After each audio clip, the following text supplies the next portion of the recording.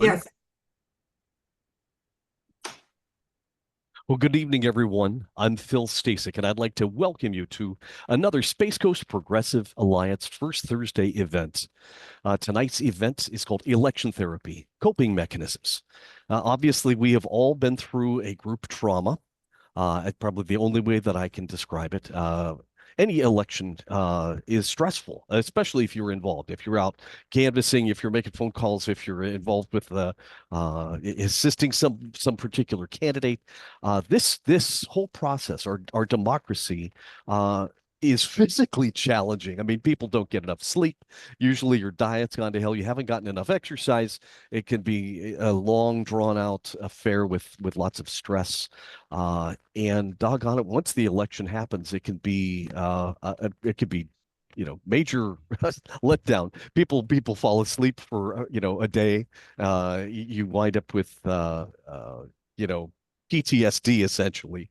You feel like you've come back from some kind of combat experience, especially when you feel that the best candidate didn't win, when you feel that your country might be slipping into a very dark period. I think many of us, I mean, we're a progressive group. A lot of us have similar feelings that this is going to be a tough ride, and it might be. One of the great things about being at an event like this is that we're here together. And one of the things we all have to know is that we're not alone, and that the opportunity tonight to get together and talk about how the election worked, and how it affects us, how we feel. This is really good. It's a great thing, and we have two fantastic speakers tonight. We'll be starting off with Margie Hershey. She's actually a PhD, but she says please call her Margie. Professor Emerita, Political Science, Indiana University, and an author. We also have Paul Halpern. He's a licensed psychologist, a social activist. He used to be on the SCPA board of directors, and a great guy. So we're lucky to have two fantastic people to lead our discussion and help us kind of work our way through some of the interesting things that have happened during the election. It's great to have all of you. It really is. And what we're going to do is we have a little business to get through real fast, and I'm going to hand the floor over to our current president, Karen Houston. Karen, you have the floor. Thank you. Yeah. Having a hard time getting the word president out of my mouth for some reason. President, why? Why would that be affecting me? It's okay, Phil. We're all kind of a little stumbling a little bit. So President, thank you. president, you're it.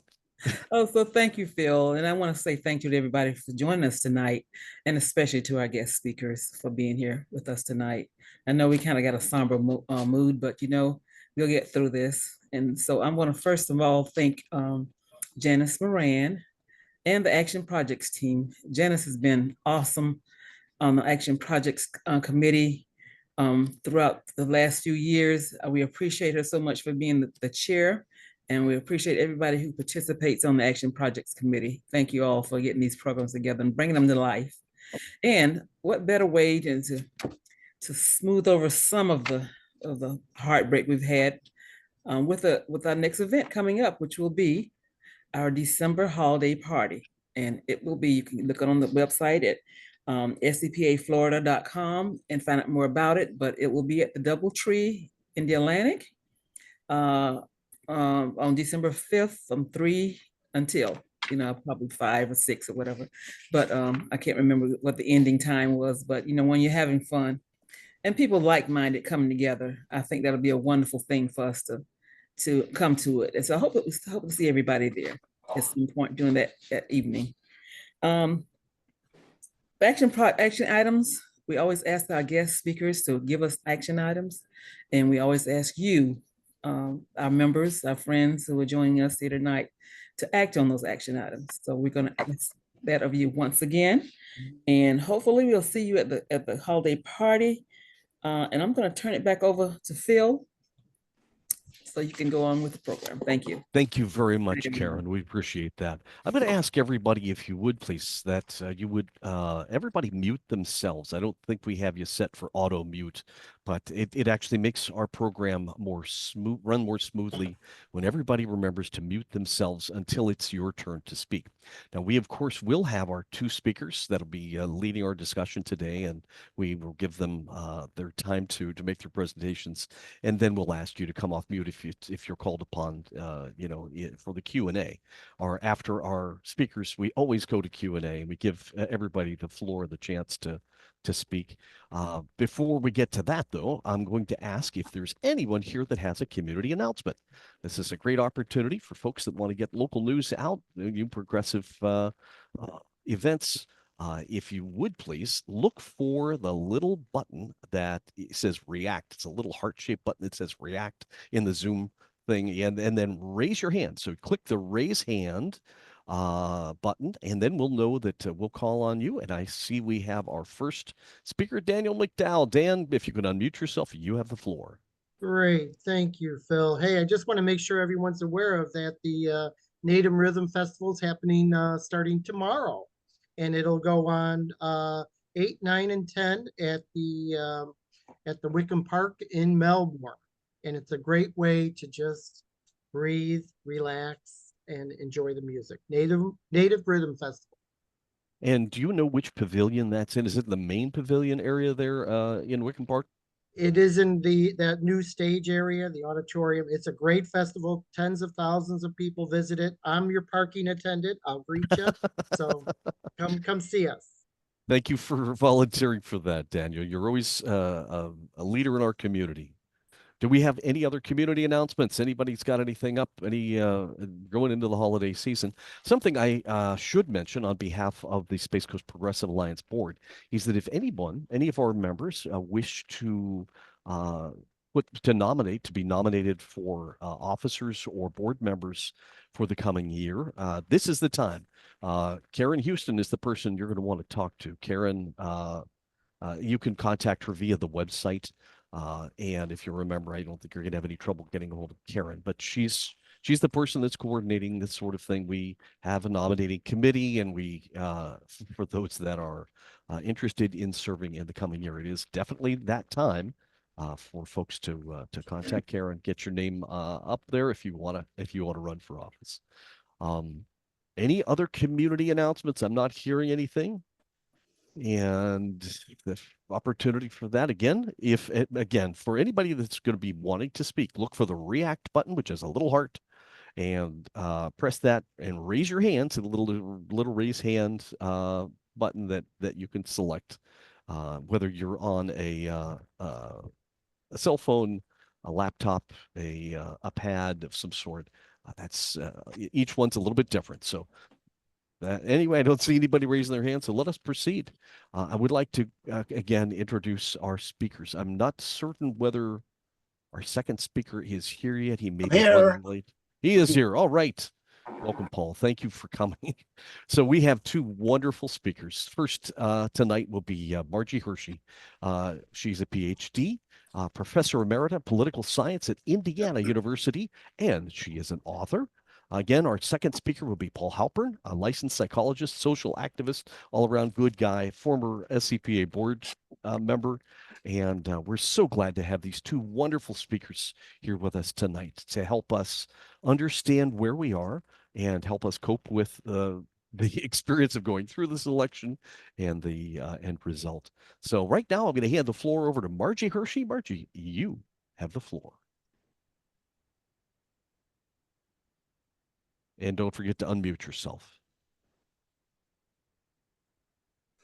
Okay, I am unmuted. Thank you, ma'am. You're on. Thank you so much. It's a pleasure and it's a privilege to speak to you all. Let me start out speaking as a social scientist, which is what I do in my day job. And as a result, I'm speaking on the basis of the empirical evidence that I have. So let me talk very briefly about why things happened the way they did on Tuesday. And then let me set aside that social science hat and become more of an analyst and an actual person. So what happened on Tuesday? Clearly, as we knew for a long time in advance, the main issues in the election were the economy and immigration. Now, it's true, the objective evidence was that the economy is really in quite decent shape right now, that countries all over the world have experienced serious economic difficulties as a result of the pandemic. We have done better than most. But the thing is, most Americans really don't have either the interest or the capacity to do a lot of reasoning about the causes of the recent inflation. What they do face is the higher prices every time they buy groceries and every time they buy gas. That made a big difference. We found the gap between those with a college degree and those without, especially the gap with those who had never attended college, got wider in 2024. That was especially true among men. We found that Trump did better pretty much across the board compared to the way he had done in 2020, particularly among Latino men. Trump won a majority of the votes of Latino men, and in a close election, that can make the difference. The gender gap didn't turn out to be quite as dramatic as I had expected it to be. It was really pretty much in line with the gender gap that we've seen really ever since Dwight Eisenhower, quite a long time ago. But in fact, there was every reason to think that this was one of the underlying factors in the election. Trump ran a testosterone-fueled campaign based on men's anxiety about threats to masculine dominance. And so we certainly could see the evidence of this in terms of a majority of women voted for Harris, a majority of men voted for Trump. This has been the case pretty much for the last 20, 30, 40 years. It's also the case that a majority of whites voted for Trump and a majority of blacks voted for Harris. You might wonder, what was the most recent time that that was not true, when a majority of whites did not vote Republican? 1964 was the last time that we did not see that racial split. So it's been pretty much background for our experience in campaigns. Trump was certainly normalized by his media coverage. And this is something that I've been talking with media people about. I can show you the data that indicate that, with the exception of the 10 days after Kamala Harris received the Democratic nomination, Trump outcovered her by a substantial amount. That was even more the case with Joe Biden. Trump is a media magnet. He simply is able to grab media attention in a way that nobody else has been. This has certainly not been trivial in his successes over time. Turnout was not much different from 2020. It's a little lower, but not much. We had a 67% turnout in 2020. That is, to use a social scientific term, pathetic. Most nations in the world have voter turnout that's at least 75%. So we are way below that. And that 67% was an all-time record for us over the past, basically, 100 years. We figure this time the turnout will end up being somewhere between about 61 and 65%. It was, as is usually the case in presidential elections, not widely dispersed. Drop was disproportionately among Democratic voters in big cities. It really didn't have an awful lot to do with Harris's campaign. She ran an almost flawless campaign. Her get out the vote operation was much better than Trump's. She gave a remarkable performance in the one presidential debate that they had. She was certainly a bit vague on policies in her speeches, but goodness knows that's perfectly standard in a presidential campaign, which is not normally a policy fest.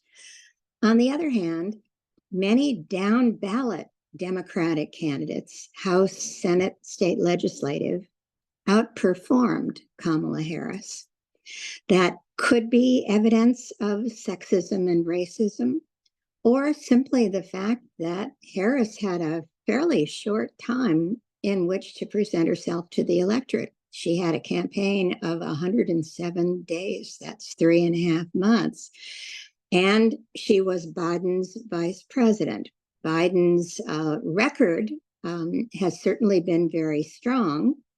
He managed to pass significant legislation, despite the fact that he had a razor-thin majority in the House and the Senate in his first 2 years. But his public approval was low, and the perception of him as being an older person, possibly having dementia, was very common.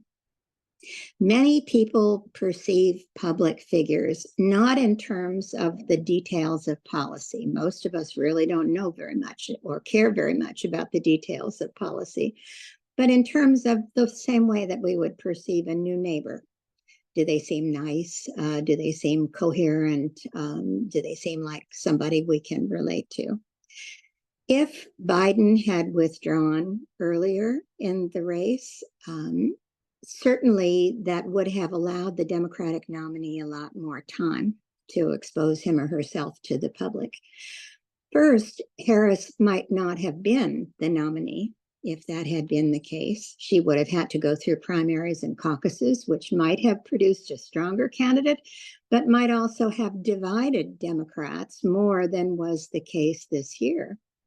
Harris had an advantage in many ways, coming out of the Biden withdrawal with almost universal support among Democrats who are otherwise not inclined to be universally supportive of virtually anything. We also had a big increase in disinformation in this campaign, a fair amount of it from outside the country, from Russia, from Iran, from a variety of right-wing media sites that have very little relation to the truth.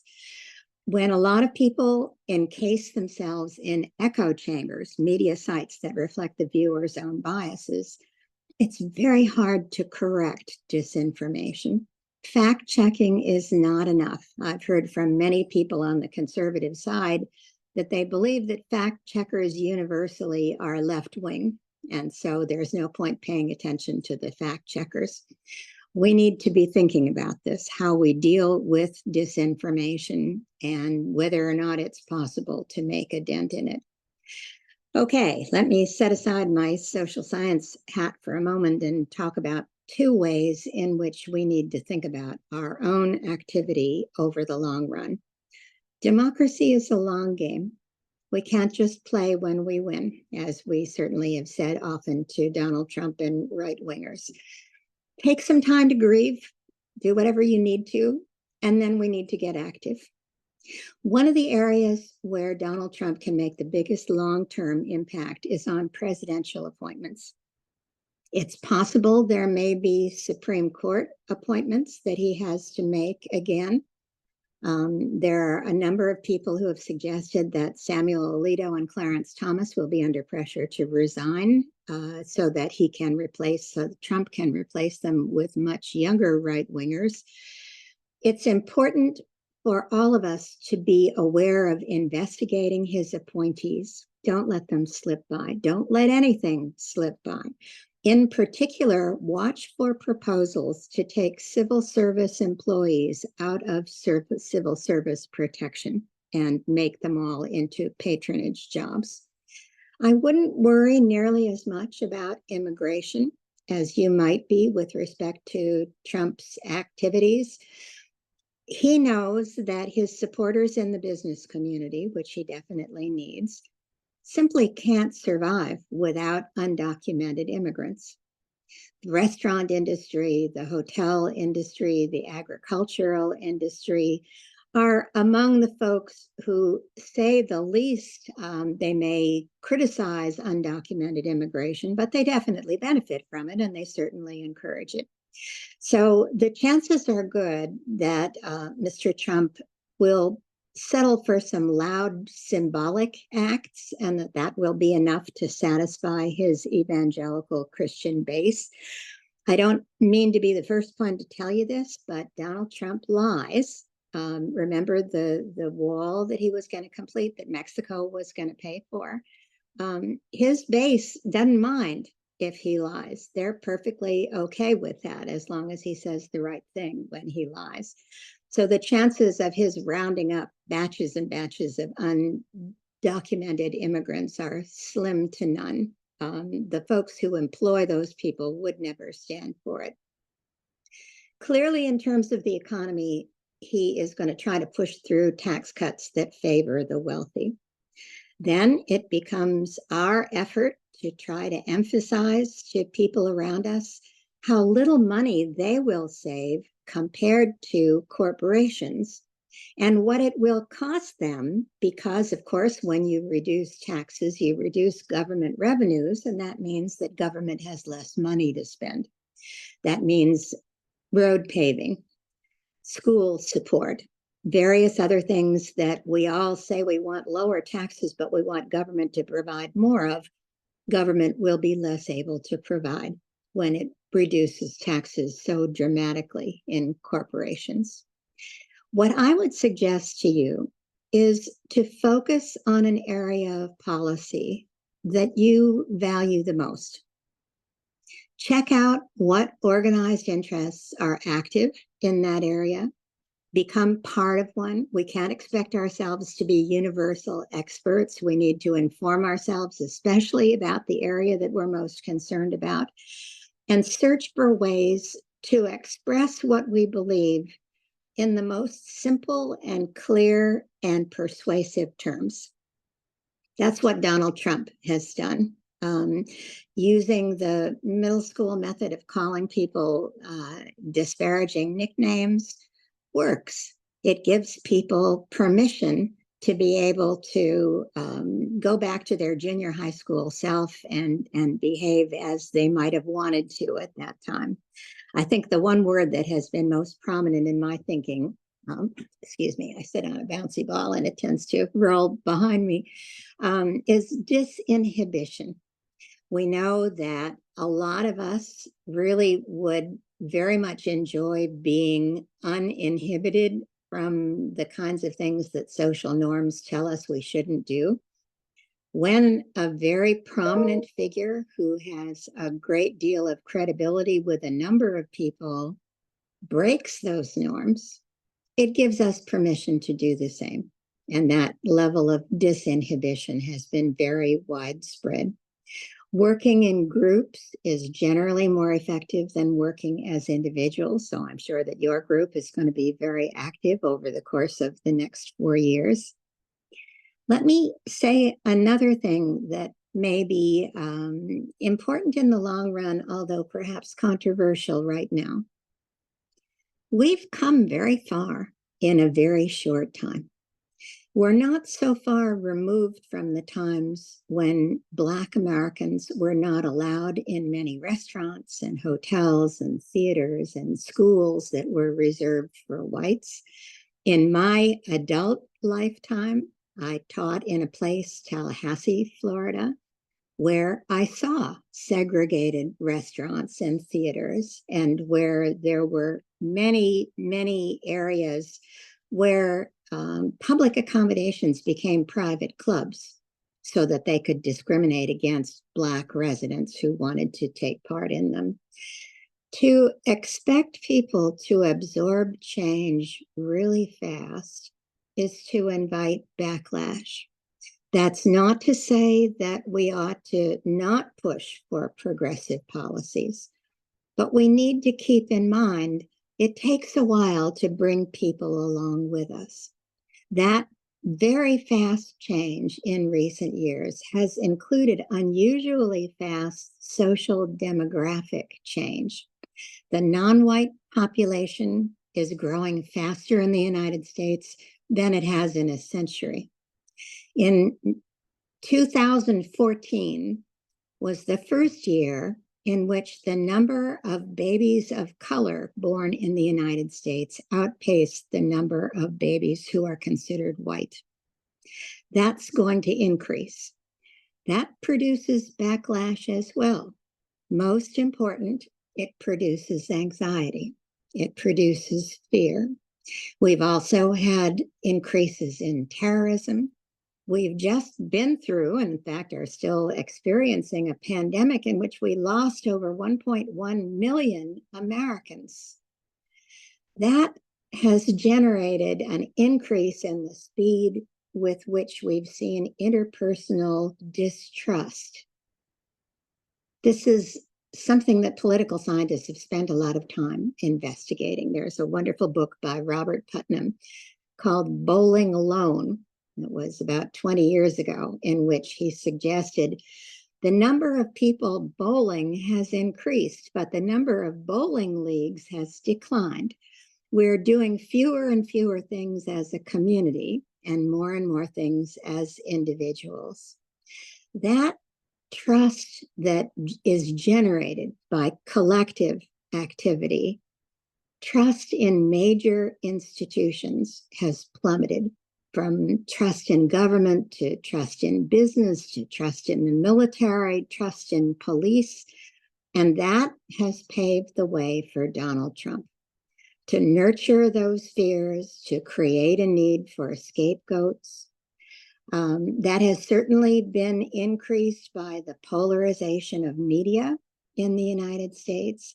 That, of course, is not unprecedented. When the First Amendment was passed at the time of the founding, all the existing media were partisan. We have only had a relatively brief period of time, although it was the time when probably many of you and I grew up, where objectivity was considered a value in journalism. That was the mid-1900s. And in fact, that occurred mainly not because of some increase in the norm of virtue and objectivity, but because of changes in media technology.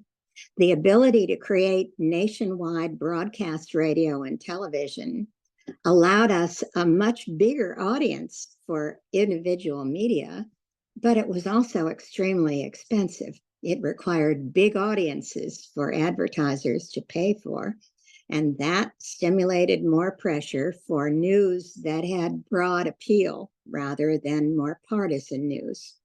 That's gone now. Since that time, in the 1980s, during the Reagan administration, we saw the end of the fairness doctrine.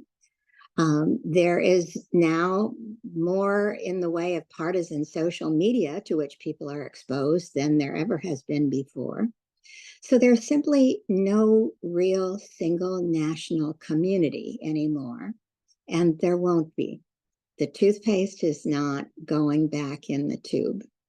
So what do we do? In the long term, let me suggest to you, we have to increase that sense of social connection. We have to be able to increase the sense of community so that people can learn not to immediately distrust the other that Donald Trump has emphasized so much. Let me tell you how I do that and invite you to do something like that. After I retired from Indiana University, which was 5 years ago, although I haven't retired from being a political scientist, I very gratefully retired from being a faculty member. And since that time, I've been running a foster closet. I accept gently used clothes for children and teenagers, and toys and books and baby equipment. And I give it for free to foster families and to other needy families. I'm an adoptive mom. We have 4 adopted kiddos. That's close to my heart. So I feel both that this is something that I want to do and that satisfies me a great deal, and that I hope will help convince many people at the economic level with whom I deal that the world is not quite so dog-eat-dog a place, as they may think it is, that the world provides them with things. One reason why I leave things on people's doorsteps rather than meeting with them individually. I don't want them to think of me as the giver. I want them to think of the world as the giver. There are so many ways we could do this. Food banks are the model here. They simply accept donations from people who have more than they need and give it to people who have less than they need. What could be easier? It's possible to do that in any of a number of different fields. And I would urge you to think about ways in which you can increase the sense of community of the people around you so as to increase societal trust, not blind trust in government, goodness knows, but trust in one another, trust in the ability to say, I have no a priori reason to think that if you look different from me, I ought to worry about you. That's worth about as much as you've paid to hear it. So I'm certainly going to be looking forward to hearing your suggestions as well. So would you like to introduce Paul, or Paul, would you like to introduce yourself? Well, Margie, you're fantastic. Thank you very much. If you were in a room, you'd all be standing and saying thank you. What a great background, a great overview of what we've been through and perhaps where we're headed, and how we can do something. It's a beautiful introduction. For those of you that have just joined us, you just heard Margie Hershey. She is professor emerita political science at Indiana University and an author. And she's our lead speaker. Our next speaker is Paul Halpern. He's a licensed psychologist, social activist, and past member of the Space Coast Progressive Alliance. Our old friend, Paul, it's great to see you, my friend. If you would like to take the floor, you have it. Well, I have a question. How can I make my presentation interactive, conversational? Because I want to see the comment. I want to hear and see the comments and the questions of the audience. And by the way, it is great to see all of you. So many friends are here. Miss you all. Come up to Philadelphia. One of the things that we have here in the Zoom functionality is the chat room. There is a chat that's built into the system, and so folks can type in questions that come to mind.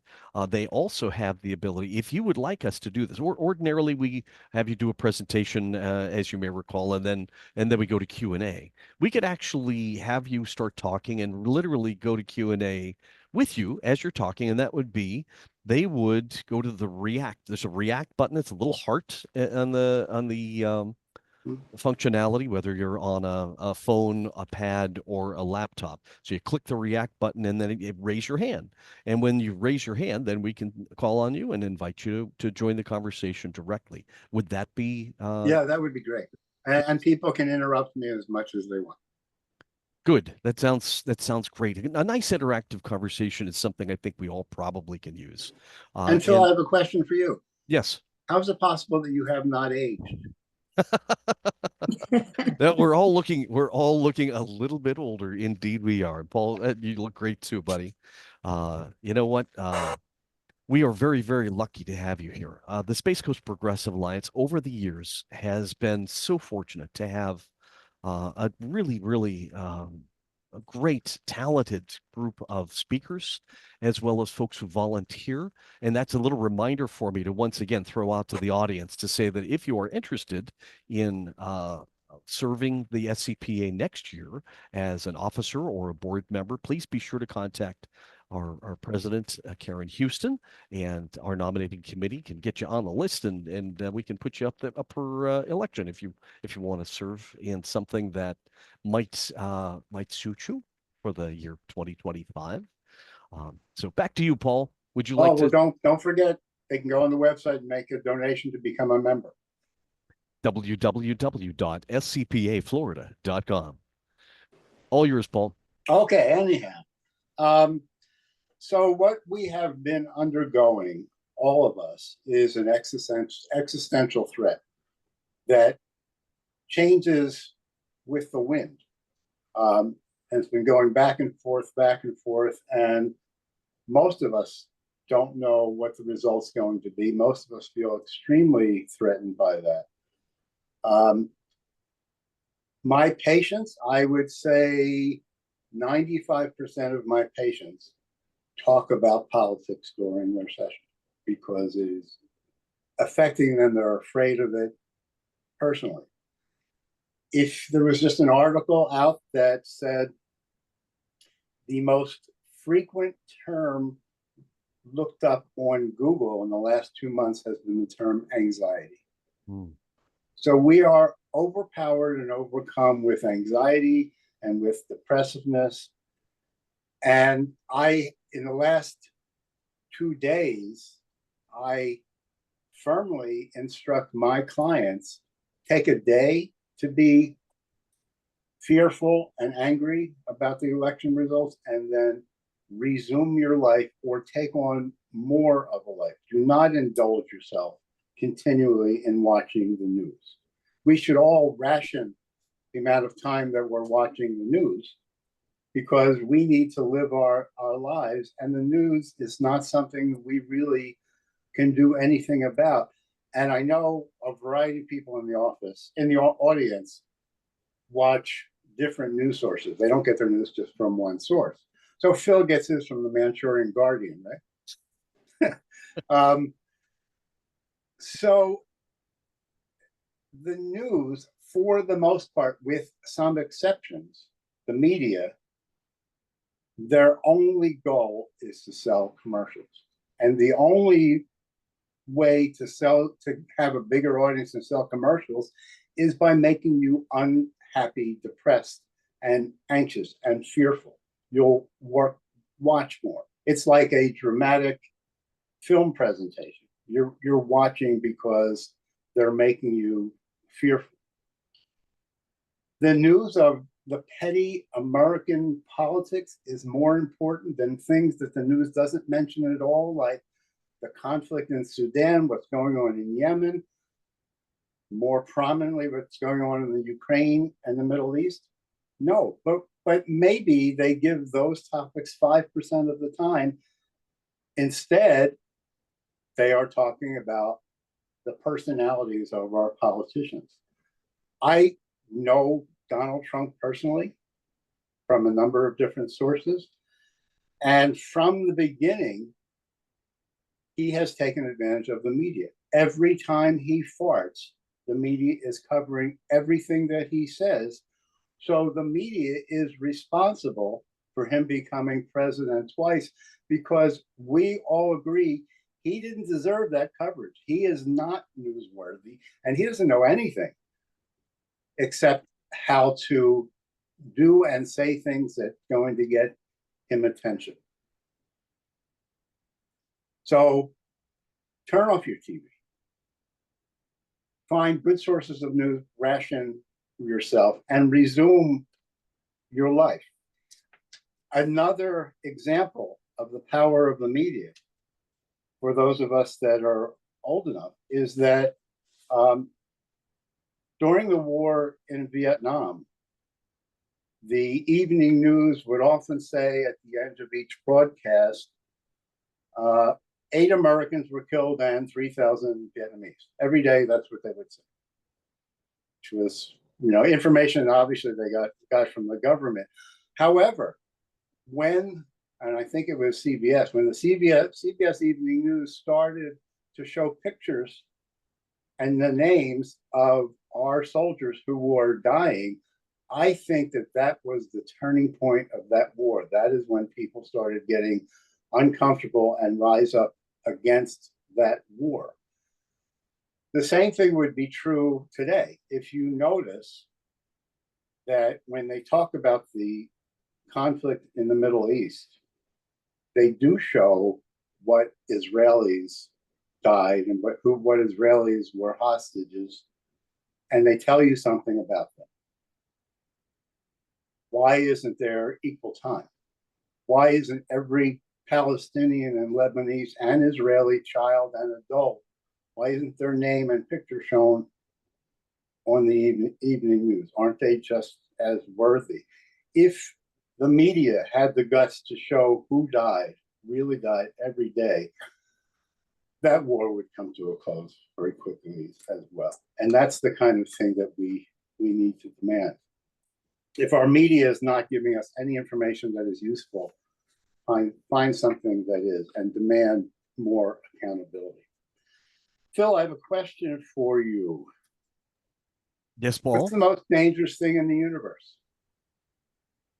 The most dangerous thing in the universe probably would be a black hole. Maybe pulsars. I knew you would get it. I knew that that's what you would say.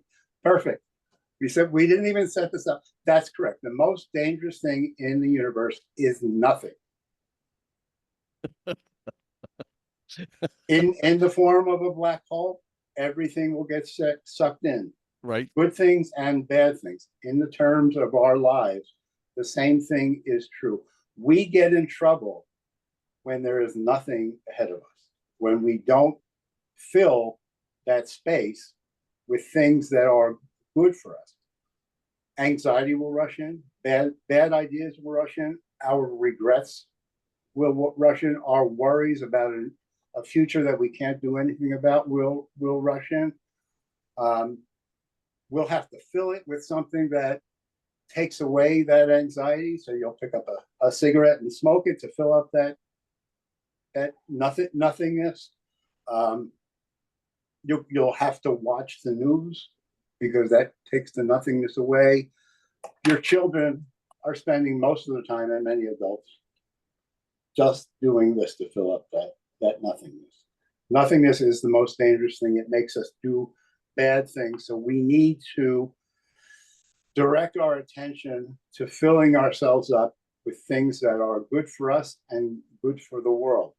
So those kinds of things are things like exercise. And I'm not saying to do this, but if a physician gave you the choice between taking a pill or exercising. And I'll tell you what, comfort foods. I don't know about you, but I think a lot of us have probably been eating a lot of whatever it is you like, potato chips or something that as you're sitting jelly beans, watching television, going, I can't believe what I'm looking at, and in the meantime, you're stuffing crap in your mouth, and it's really bad. But right, so they call it comfort food, right? Exercise is essential in the sense that obviously it's good for your body. It's also really good for your mental health, and even though most of us who are not exercising regularly don't feel like doing it, we say we're going to get around to it. And we procrastinate. And by the way, right, I give those to patients. I have actually things printed out that say TUIT on it that are around. I forgot what I was saying. So we procrastinate. And procrastination is a result, if you procrastinate enough, it's usually the result of some kind of trauma in your life that causes you to do that. We switched off here. You're still live. I'm still on. Okay. So once you go and start a routine of exercising, you will start to see the results and you'll be proud of yourself, which will motivate you to do more and more and more. And we need to exercise until the day we're dead, because most of us who are getting older something will happen to us. We'll have an accident or we'll have something that requires surgery. You need to be in the best shape you possibly can to go into those kinds of treatments so that you can recover more efficiently and more independently. So exercise is. By the way, Paul, I'm going to write that down as an action item, and that is exercise to death, is what you're saying. Exercise to death. Yeah, we could do that. Of action items. Other things we do, obviously, the food we eat has a big impact on our mental health and our physical health. Most of you have heard recently about a lot of conversation about that they discovered about the vagus nerve. So there's an enormous amount of research on the vagus nerve. The vagus nerve is the longest nerve in our body. It starts at our eardrum, branches out through the brain, goes past the pituitary, down the esophagus into our stomach, and then into all of our organs. And what they've realized is that anything that happens in any one of those spots happens to all of those spots instantly, like electricity. So if you are eating crap, signals the vagus nerve all over the place, and it will make you mentally and physically sick immediately.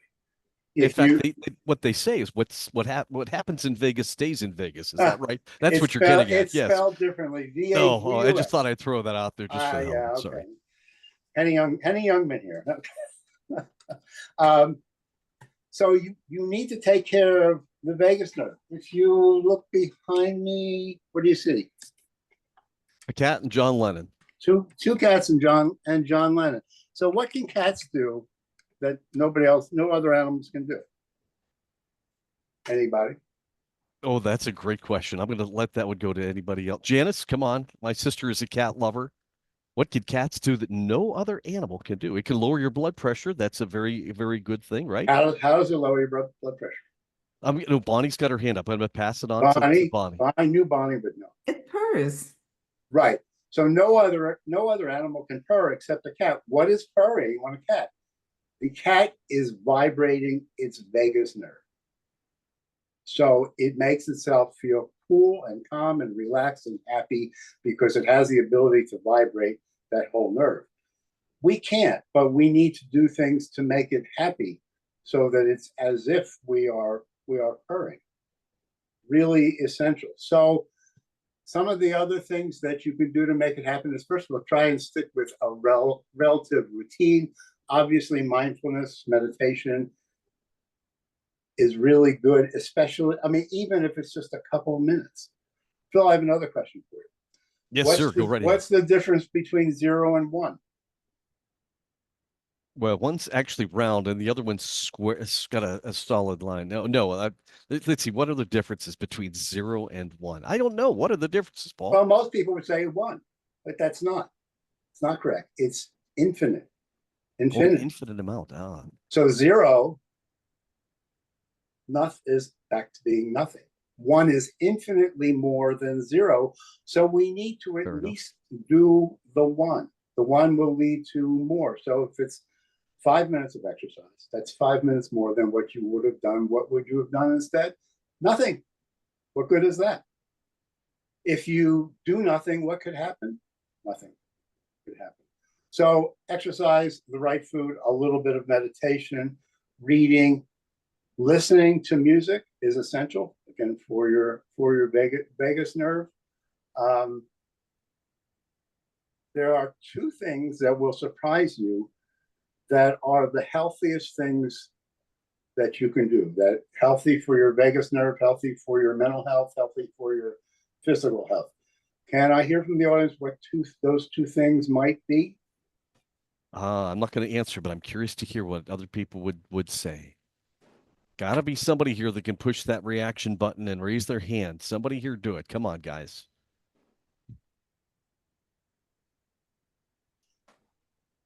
Let's see. I don't want to give you the answer. Come on, you can guess. There's no crime in guessing. Okay, Mary's got her hand up. Mary, would you like to take a guess? And then Vicky and Poco's got a guess. Laughter. Oh, yeah, I did mean to. Laughter is really important, and sadness and crying is also extremely important, but that's not the 2 best ones. But that's really good. Thank you. Vicky and Poco, you have the floor. Making love. It's got to be a verb, I think. Vicky, you just have to unmute yourself. I would say sex and music. You know what? I forgot all about sex. How could I forget? Yes, obviously, sex is one of the best. That combines a whole lot of things. And I mentioned listening to music, but it's related to listening to music, Vicky. It's one step further from listening to music that is so good for us. And Bonnie, what do you think? Well, mine was visual things like looking at the sky, looking at the ocean, that kind of thing. Those are good, but those are not the 2 top ones. Okay. Not connecting to nature. Stay on the direction where Vicky was. Connecting to nature sounds like something that's very good for you. Heather, you've got the floor if you can unmute yourself. Is it playing instruments? Playing instruments is great, but there's something along those lines that's even more so. You know what? Vicky's back. What would you like, Vicky? What do you think? Singing. Singing is right. So think about it. Singing is the closest thing we can do to purring. It is vibrating all those areas that the vagus nerve is involved with. from the eardrums all the way down. And so now I'm going to lead you all to prayer. No. You know what? We have a couple more hands up. Can we take those or no? Yeah, because there's that second answer. Okay, But Jan. but sing every chance that you have without getting in trouble. Sing a song. There you go. Okay, so somebody else had a guess for the second Jan. one? I don't have another guess. I actually have a question. Okay. Oh, I'm taking you off into a different direction, but Okay, we'll get back to what I was saying. Go ahead. oh, no, if anyone else has an answer for your question, then do that. I thought we were far enough along that I could ask my question. So, but when you're ready, let me know. We'll come back to you. We'll come back. Karen, speaking of singers, we have Yeah. one of the best singers in the group right That's here. right, Karen. What's Well, the that's answer? why I'm chiming in, because I actually call the band that I'm in, well, the singing that I do in the band that I'm in, my therapy. Matter of fact, I'm missing it Oh, I today. thought you were responding to Vicky's comment about sex. Well, if she's in a band, I suspect there's some of that Yeah, involved as let's well. stick with the singing right now. Sex, drugs, and rock Okay, and so roll. I That's call it right. Here we go. Therapy, because it Singing, really the does. reason we love Karen so much is because singing is second nature to her. Yeah. But it feels good. You know, you can have a bad day, and when I go and join the band and sing, I feel wonderful. I mean, it's just something about it. So It makes you high. definitely one. It makes you high. Yeah. And your whole body. Right. Anybody have Helen other Mall answer? had her hand up, but I don't think has the, there we go. I unmuted, but I'm on my iPad, which I don't use very often. You look great, and we can hear you loud and clear. Go right ahead. I was going to say make art, draw, Make art is paint, great, but it's creative not expression. not the top. Write a poem, write a story. All of that is what we should be doing. Is that the equivalent? Reading a book. No. Do you think it's the equivalent of singing, though? I think singing is more of a whole body experience. And singing involves a physiological response. So singing has the vagus nerve involved more than drawing or painting, which is cerebral. Or you can sing while you're painting. Okay, anybody else have a guess?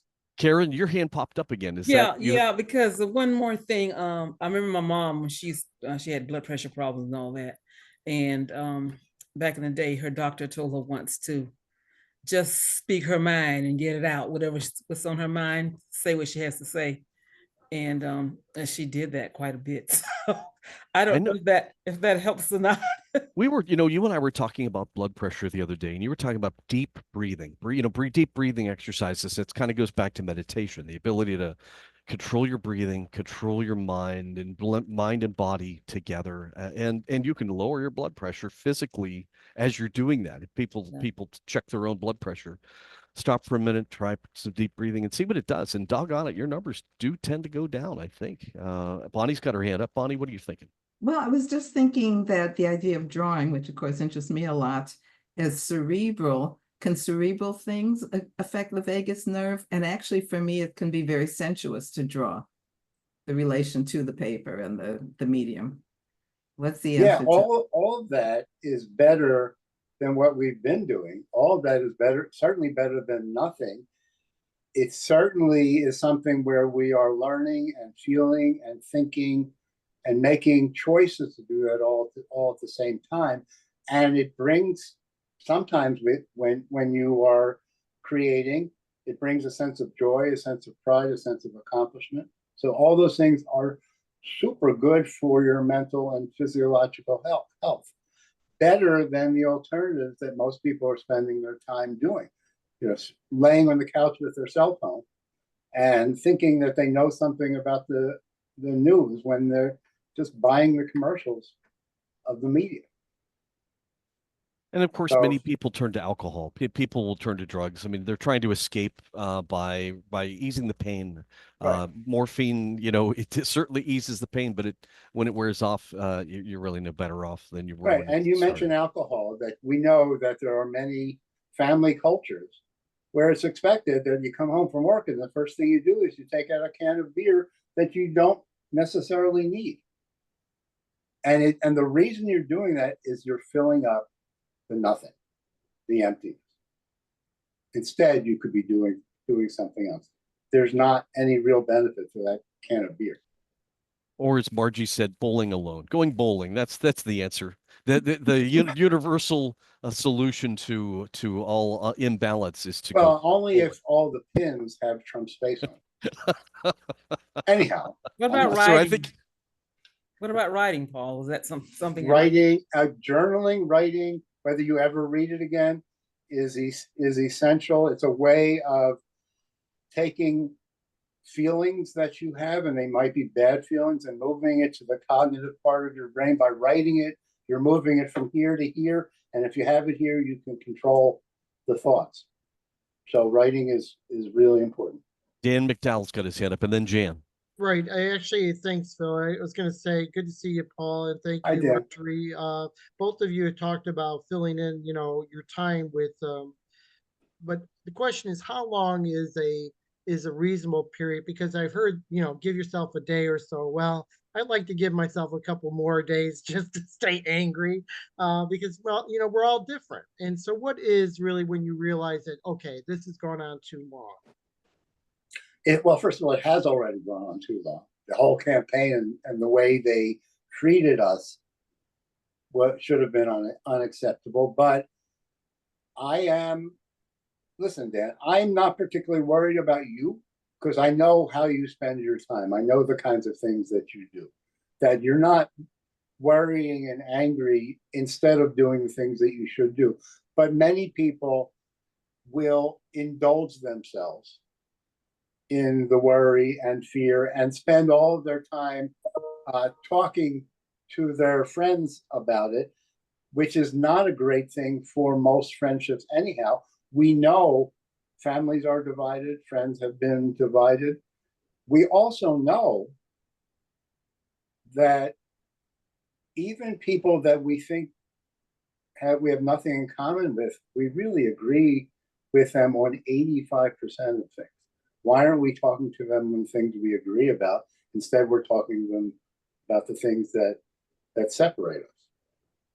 So we need to spend our time doing constructive things and not letting the media make us turn on the TV as soon as we wake up in the morning and watch the TV while we're trying to go to sleep at night. Not good. You had said there were two things, okay, and the second thing, I'm not certain that we got to it. We didn't. It's the most important thing. And now Jan is waving her hand as well as having her hand up. So Jan, you've got it. Okay, this is a perfect segue into what I wanted to say. And I see what I'm struggling with as far as my feelings about everything in two parts, and you just handled one of them. And one of them is how to take care of yourself. For me, I find escaping from the reality of what we're dealing with by watching an old movie, something to make me laugh, something or cry, or cry as a distraction. That's fantastic.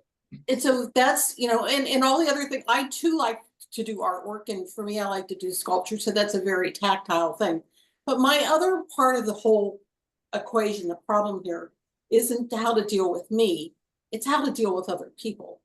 How do I deal with my sister who is on planet X as far as what she thinks is going on and what she thinks is happening? And in this one particular sister, which Phil's laughing about, I love her, but I am having a hard time having any kind of dialogue with her. And one of my problems is that I have a hard time respecting someone who could vote for Trump. I can't respect somebody who thinks it's okay to lie. I can't respect somebody who thinks it's good to laugh at somebody that's handicapped or make jokes about somebody that died for their country. I just can't respect this anymore, and I don't know how to deal with these people. It's a deal breaker, correct? Pardon? If they support Trump, it's a deal breaker. No, it is for me. It is. So when I meet somebody new and we are talking for a while, if I or they want to get closer, I ask my deal breaker questions, and I only have two of them, and one of them is Trump or ABT. And if they say Trump, forget about it. It's over. It's a litmus test. It's just a litmus test of where they're headed. I mean, how could their values reflect my values in any way? So imagine, this is not my case because I'm not married, but imagine that your partner, imagine that your husband or your wife or your brother or your sister, in my case, my sister, they are thinking this way and are embracing it and taking it 100% on. They love it. That's their life. And I can't, I can Yeah, walk okay. away. And I am dealing with patients all the time. So should we make the Stasek Moran family my patient? I'm just kidding. Just kidding. Anyhow, don't so know. what? I don't know what to I'm do not, and by about the it. way, Jan, I The, am not the, laughing re, because the I'm having the response same to that, feelings. the response to that, Janice, is that with family relationships, with friends, with all relationships, we need to fence them in. We need to create a corral around them on areas that we go into and areas that we don't go into, and sort of get them to buy into that kind of agreement. Because even if everybody agreed politically in your family, when you talk to your younger sister, for instance, both you and she revert to the roles that you had when you were teenagers, which is usually not a happy role, not a healthy role. So in advance, create a fence area for your relationship and don't go outside of the fence. Another thing that I advise people on is always have an exit plan. State up front at when these things happen or at such and such a time, I'm out of here. So that way you have a way to move out of the unpleasant situation. But for people that who disagree with you politically, there should be no conversation except what you agree on. And don't go over the line on what you disagree on. I think that you can have a pro-life and a pro-choice person can have a very productive conversation. Anyhow, so nobody has a guess as to the answer to the question. The answer to the question, you're all going to feel ashamed that you didn't get it, is kindness and compassion. That is what is healthiest for you physically and mentally. Small acts of kindness, bigger acts of compassion. Direct yourself towards doing that in every interaction that you can, every opportunity. Show people you appreciate them, express gratitude clearly, compliment people, do little things for them, things that cost you nothing, but that go a long way. And that is what we have best to offer, and that is what is healthiest for our mental health and our physiological health. That will actually, if you do all of these things, your blood chemistry can change. You can turn around, you can reverse your blood chemistry from being a depressive dysthymic one, where everything new that comes up makes you want to shut down, to a feeling of ambition, opportunism, compassion, love, joy. You are all entitled to and capable of feeling all those things if you make the choice, if you make the intentional, deliberate choice to do that each day. So if you wake up in the morning with dread and anxiety, that's because you didn't plan out your day. So the night before, those of you that do that, the night before, create an arsenal. And in your arsenal is arrows that are good for you, things that you can do. And the night before, pull out 2 or 3 arrows and say, I'm going to do these things tomorrow. And don't make them things that you're going to do when you get around to, when you've done everything else. Make those priorities, because those are the things that are going to make you and keep you the healthiest. Hey, Paul, But, can I ask you one last thing? yeah. So number 2, kindness and compassion. You know what? I was taking notes and I kind of didn't get it written down in time. The other one was singing. Number 1 was just singing. So singing, yeah, and using kindness and compassion, the singing, because you're stimulating the vagus nerve. Right. I love to sing. I'm close to finishing. So this is, can everybody see this? This is the plant milk that I've been drinking for a number of years. It is the most delicious, and it's the highest in protein for those of you that you are interested. The base of it is pea protein. not peeing, green peas. Kind of thing. Anyhow, so what is it called? Ripple. Ripple. Why is it called Ripple? Karen's right here. Karen? Oh, because of Fred Sanford? No. I'm just joking. One Yeah, track mind, it's wine. In other words, it's a reference to this is not wine. This is plant milk. Why is it No, it called is. Ripple? Why is it called Ripple? Oh, I don't know. Do we have any vegans that are on board who can answer Does this it have question? a ripple? No, it effect? has nothing to do with being vegan. Does it have a ripple effect? It has a ripple effect on your body. So it does one thing and it changes something else, which changes something else. Is that it? And it has a ripple effect on your body, has a ripple effect on the environment, has a ripple effect on kindness to animals, all of that. So drinking one drop is like one drop in the ocean, which expands out and covers the entire world. So be the beginning of that ripple, or if somebody is kind to you, then pass it on. The final thing I have to say is this book is called The Original Warm Fuzzy Tale. I've had this book for over 40 years when it was first published. It's now a collector's item. It's worth like $400. I've read this to or with countless children and adults. And I ask you all, either you can go online and buy a reprint of it, or you can go to a website where it actually has photos of each page that you can read along. This will take you 10 or 15 minutes. And the website is www.democracy.mkolar.org. I'll read that one more time. www.democracy.mkolar.org. Kolar. This does not have a political or a religious message, but it addresses all the things that we're talking about. And acts of kindness don't cost us anything. There's no reason. We have an inexhaustible supply of kindness.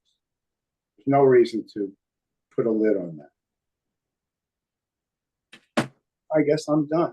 Well, that's a simple reading list. I mean, it really is. And the idea is that when you generate love and you spread love, it comes back to you.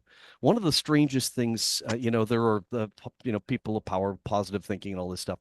There is something about when you smile and you say hi to people, what you find is that people around you are smiling back and they are saying hi. And pretty soon, after a while, you realize, hey, the world is full of people smiling and saying hi. Why is that? Well, it's because you started it. And other people, if you take the initiative to say, I can actually change the world. One little ugly face like mine can smile and say hi. When you're walking down the sidewalk, people in your neighborhood who never say hi to each other, you can say, hey, Jim, how are you today? And they look over and like, what did hi, me? Yeah. And the next thing you know, next time they walk down the sidewalk, they'll say, hi, Phil, how are you? And it generates a buzz. It doesn't work for everything, obviously. And if you're in New York City, you do smile and say hi to too many people, you're going to wind up in trouble. But the essence is in our lives, love can be infectious. It really can. Actually, it's part of the presentation. I skipped it because I was going to talk about smiling, because smiling is a physiological response. So when we smile, it sends signals into our brain and nervous system, and it sends signals to the person who sees our smile. It affects their physiology too. So it's healthy for both of us. Eye contact and smiling is essential. When I go to the supermarket or when I go to the health club, I am looking and smiling at everybody. I don't care what they think about me. I wear various T-shirts with a message on it. One message is, in pink, if you hurt an animal, I will kill you. I have people stop me and say, ooh, that's rough. Where'd you get that shirt? I'd like a shirt. I have another one that says, ban bigots, not books. And people stop me with that as well. But the eye contact, that interaction in public is essential. So I appreciate you adding that in, because it doesn't cost us anything to smile. And you never know how it can change somebody else's day. I'll tell you what, this is a weird one. I'm going to pass it over to Larry because he's got his hand up. But one of the things that Linda and I did, and this is for everybody here listening. I don't know if we all kind of what we wear for clothing, and I do wear stuff like this every day, and it really, I think it makes people smile. It's kind of fun. You kind of wearing your heart on your sleeve. You express yourself, in the way you dress, the way you cut your hair, the way you appear, what you do. One of the things that my wife and I did when we bought our most recent cars, we decided we were going to wrap it. We wanted to wrap it with a neat color. And so we put yellow. Paul, I don't think you've seen this one. This was a Tesla Model Y, but we wrapped it in yellow. We were looking at it, kind of getting ready, and made it look like a little mini sub. And we thought, oh gosh, look, it's like a little yellow submarine, like the Beatles. So we themed it on the Beatles Yellow Submarine. We had them actually make from the Beatles album a yellow submarine that sits on the back, and we have a little propeller that goes around to the back, and the license plate it matches it. And I'll tell you what, every single day, we have at least half a dozen people that will either go by taking pictures, waving and smiling, honking, and they're like, "Oh, it's the Yellow Submarine." Our car's name is Ringo. It is. I'll tell you what, you want to get a smile, you want to get jazzed by having people being nice and friendly. Do something fun. Why would you want to be invisible? Why would any of us want to be invisible? Do something fun like that to your car. And I'll tell you what, the right kind of bumper sticker, you can put a bumper sticker that'll make people frown, or you can put a bumper sticker that'll make people smile. The choice is yours. And I'm going to hand it to Larry because he's been waiting. Larry, you've got the floor. Okay. Good to see you, Paul. Good to see you, Larry.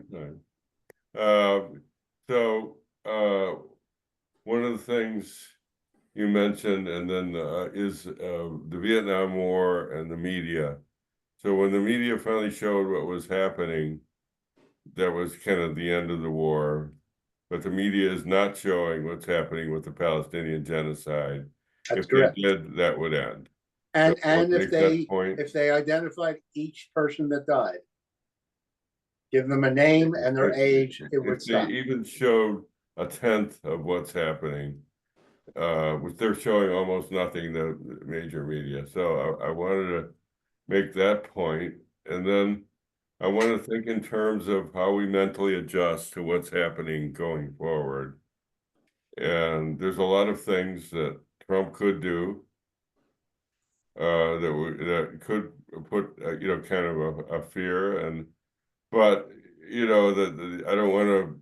I do agree. Dose yourself with media, especially the mainstream media. I have to, if I'm going to watch, because they repeat themselves a lot, and I just really want to know what's going on without repeating it and getting all scared about it. So let's just say that Robert Kennedy is really given all those roles and all those health departments, including the vaccination and everything else. I mean, maybe that won't happen. So I don't want to get upset prematurely. I'll be. That is going to happen. The mental health care has risen dramatically since the ACA, because the ACA required that mental health be treated the same way by insurance companies as physical health. Do you think that when they gut the ACA, that they're going to keep mental health in there? They're going to do whatever they can to favor the insurance companies. So yeah, and I'm not sure that they're going to like kill the ACA, because there's a lot of Trump supporters that are on the ACA, but there are many things like that they could do to hurt numerous people that one can get upset about, and how one doses oneself with that information and the expectation, so that you don't spend more time worrying about it, or if there's anything we feel we can do about it. Well, okay, so that's a good question, and I should finish with that, because the election, Larry, doesn't really affect people like you and me. Not going to affect our lives very much. So we vote based on how things are going to affect people who can't represent themselves. So immigrants, and economically is disadvantaged people, people who are in the margins in one way or another, people who are dying in wars. Those are the people that are going to get affected. So if you want to change around your depression and anxiety about what happened, get involved in organizations or efforts that help those people who are going to be affected the most. That's where we should spend our time. Yeah, I Pick, agree pick with a you about pick a fight, I immigrants. think is what you're saying. Pick a battle. In other words, you can't fight all battles at once. You're just going to lose. So focus your attention on an area that you personally care about. I know that Margie said the same thing. Pick something that really does affect you or your family, or something that you have knowledge of, skill set, and that's an area to focus on and win that battle if you can, or put your effort into that battle. If you're there, if you can expand out beyond that, that's great. But I think that's what you're saying. Yes. Yeah. And by the way, we're I- officially transitioning into the full Q&A session at this point. Yeah. I think it's important for everyone to remember we have Margie Hershey, Professor Emeritus, Political Science at Indiana University and author, who is here with us. She has just given us a fantastic presentation. We're working with Paul Halpern, licensed psychologist, social activist. And if you've just joined us, if you are interested in being involved, raise your hand. There's a reaction button that's here in the Zoom function. It's called React. You click it. It has a little raise hand function. Raise your hand, and you'll bring you right into the conversation. It's one of the great things about Zoom that allows us to talk to each other. And this is a free-flowing event tonight called Election Therapy, Coping Mechanisms. And frankly, I think we're rolling along here, getting what we had hoped to do, and that is to bring out some of these feelings, some of these questions, some of these ideas, explore the darkness, the black hole that's there threatening us off to the side. We're going to turn away from the black hole and turn to the light, and we're going to focus on things that we can change, and we're going to focus on things that we can do positively for ourselves and for our community, for our family, a way to spread some love. And while we're doing it, we're going to be singing a little song, which I kind of like the idea. And I see we've got some people that have their hands up, and that is Karen Houston. Your hand is up. You've got the floor. I just wanted to say, what Margie said, kind of it works together with what you said, Paul, and what she's doing, the items that she mentioned, going back, doing things that are kind, compassionate.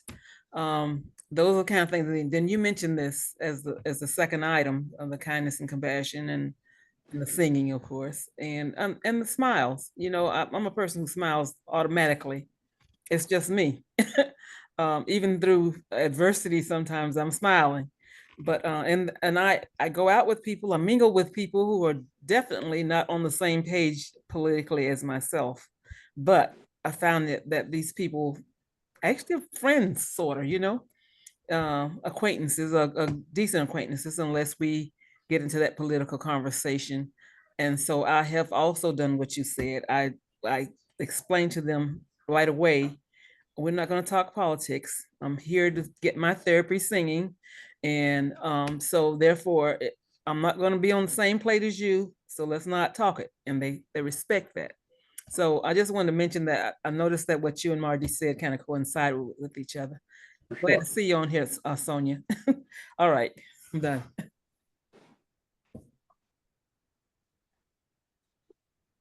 Jan. Oopsie, I'm sorry, Jan. You are next up. I was muted there. Excuse me, Jan. You are next up with your hand. Hi, trying to think of how to even put this. I kind of have a disconnect for maybe I want to change the world. Maybe that's it. And Margie, this question's kind of more for you than for Paul, but I don't know how much of a part racial issues had to do with this whole thing with Trump. I think he uses the race card against everybody, and he's played it really well with the Puerto Ricans and with the Hispanic population, especially with young males. And I really don't know how we can overcome this, because I would like to try to change things and make things better in that respect. But how do we connect with people that are so much younger than I am? I mean, I'm in my 70s. I'm not going to be connecting with some 20-year-old kid. And I also think that the racial card has been played, and it amazes me that somebody like Trump has the capacity to do that. And it just blows my mind that he has, but somehow he has. And I think it's their respect for money and for power and for position. And they think that because he has those things, that makes him the lion in the group, you know. How do we deal with that? How do we connect with somebody or pick some little thing that we can do to make it better? I don't know how. There you go. I think that's a really good question, Janice. And let me tell you what political consultants would suggest, because that's what they're in the business of doing, is speaking to people who may not agree with them.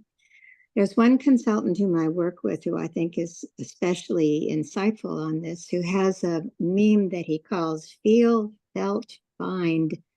And it starts out by hearing somebody out and then saying, I know how you feel. That's feel. I felt that way myself in the past. That's felt. But I find that, and then you offer some empirical evidence or argument that contradicts what they have to say. So, for example, if somebody is saying, well, I just worry about whether American culture is going to be dramatically different if we're a society that is multiracial rather than predominantly white. It might be reasonable for you to say, maybe fibbing a little bit in the process, I can understand why you're saying that. I remember times when I've had feelings like that. But I find that when I get to know people of color individually, for example, when I get to know a particular colleague whom I've worked with for quite a long time, that she has the same concerns that I do. She's concerned about her kids. She's concerned about their education. She's concerned about being able to provide for her family. So when I get past the symbolic level, the abstract level of dealing with the other races, and I start talking about specific members of that, quote, other, unquote, group, that we have an awful lot more in common than we do that is different, that divides us. And if we can focus on those things that are in common, and that's, I think, what Paul is suggesting when he says, we don't have to try to convince everybody to agree with us on a specific political point.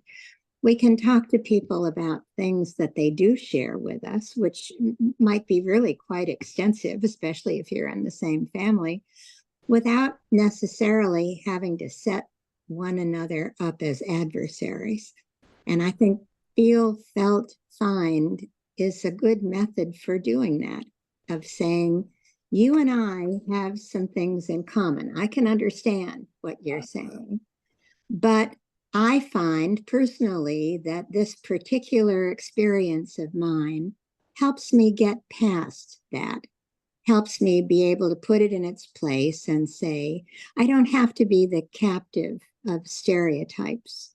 I can relate to another person as being another person rather than being another Black person or another white person or another whatever person. Does that help? Yeah, I had something to add to that, because that was right on. But I'm going to be more blunt and more politically incorrect about it. That Trump and other people directly wanted to appeal to the insecurities of the working class fat white male who feels as if he's losing everything, even though he's gaining everything. That every time he turns on the TV, that the host or the star is a Black man or a Black woman. Every time he watches a sitcom, there are people who are multiracial. He feels as if it's going to overtake him. Trump appealed to that level of extreme insecurity, and the Democrats did not do anything to address his needs and his fears. You said yourself, Marcia, that there are more non-white babies being born than white babies. That's terrifying to that particular man. And we need to better educate him that if we properly take care of immigrants and properly make poor people not poor, that it makes that working class white man's life even better. But nobody's making that case. I think it's important if I could throw something out real fast, and that it's a lesson. You know, we're not unequipped to deal with this. We know that Joseph Goebbels and Himmler, actually both during the rise of the Nazi Party in Germany in the late 30s, had totally clued in on this, you know, thanks to psychological research that had been done, Sigmund Freud's byproduct. And they understood that if you can create the other, as in, and it's the same other today, it's amazing. The blood, you know, our blood is being diluted by these immigrants, gays, Jews. I mean, it's the same damn thing. Blacks, and they're here to take over the world. They're taking us away. The bankers are here to take us away. And if we haven't learned the lesson of that history, shame on us. And obviously, the average person is completely unaware of that. They don't understand. And those of us that are aware we have this knowledge, and it's up to us to share that with other people, to say we've been here before. It goes in a really dark place. Talk about a black hole. And you know what? You've been jumping right into that black hole. We need to all kind of take a deep breath and say, this happened before. I know that people, you know, always warn, don't throw the word Nazi around, but you can't walk away from this. We had on one of our first Thursday events a couple of years ago, a man who led the American Nazi Party for years, and he has stepped away from it, and he's trying to help liberate other people out of the American Nazi Party, the cult, and he said to us on the event, he said. Or I think I asked him, do you think, you know, is Trump a Nazi? And he said he will deny it every time, but we know that he is. We know that he's with us. And the way he said that was exceedingly powerful. You know, Trump will never admit to being a Nazi. Well, at least maybe, but the reality is, they know that he is. In other words, they're very comfortable with the language. They're all using the same language. They're sending each other coded signals all the time, and it's getting exceedingly easy to do this via social media. And back to you, Margie. I was going to say also, Phil, we have Sonia who's been patiently waiting. I don't know if you saw that. Margie was just about to make a point, and I interrupted her. Okay. That's okay. I appreciate that. I'll look forward to hearing what Sonia has to say. Let me just suggest that when I was in graduate school, one of the faculty members I worked with worked in the field of symbolic politics. Symbolic politics are politics that are remote. They are things on which we can project our deepest fears. That's a very dangerous form of political behavior, and it's one in which Donald Trump thrives. I think we have to be careful about the priorities as progressives that we suggest to other people. One of the most impactful ads that Trump ran was in saying Kamala Harris is concerned about they/them. Trump is concerned about you.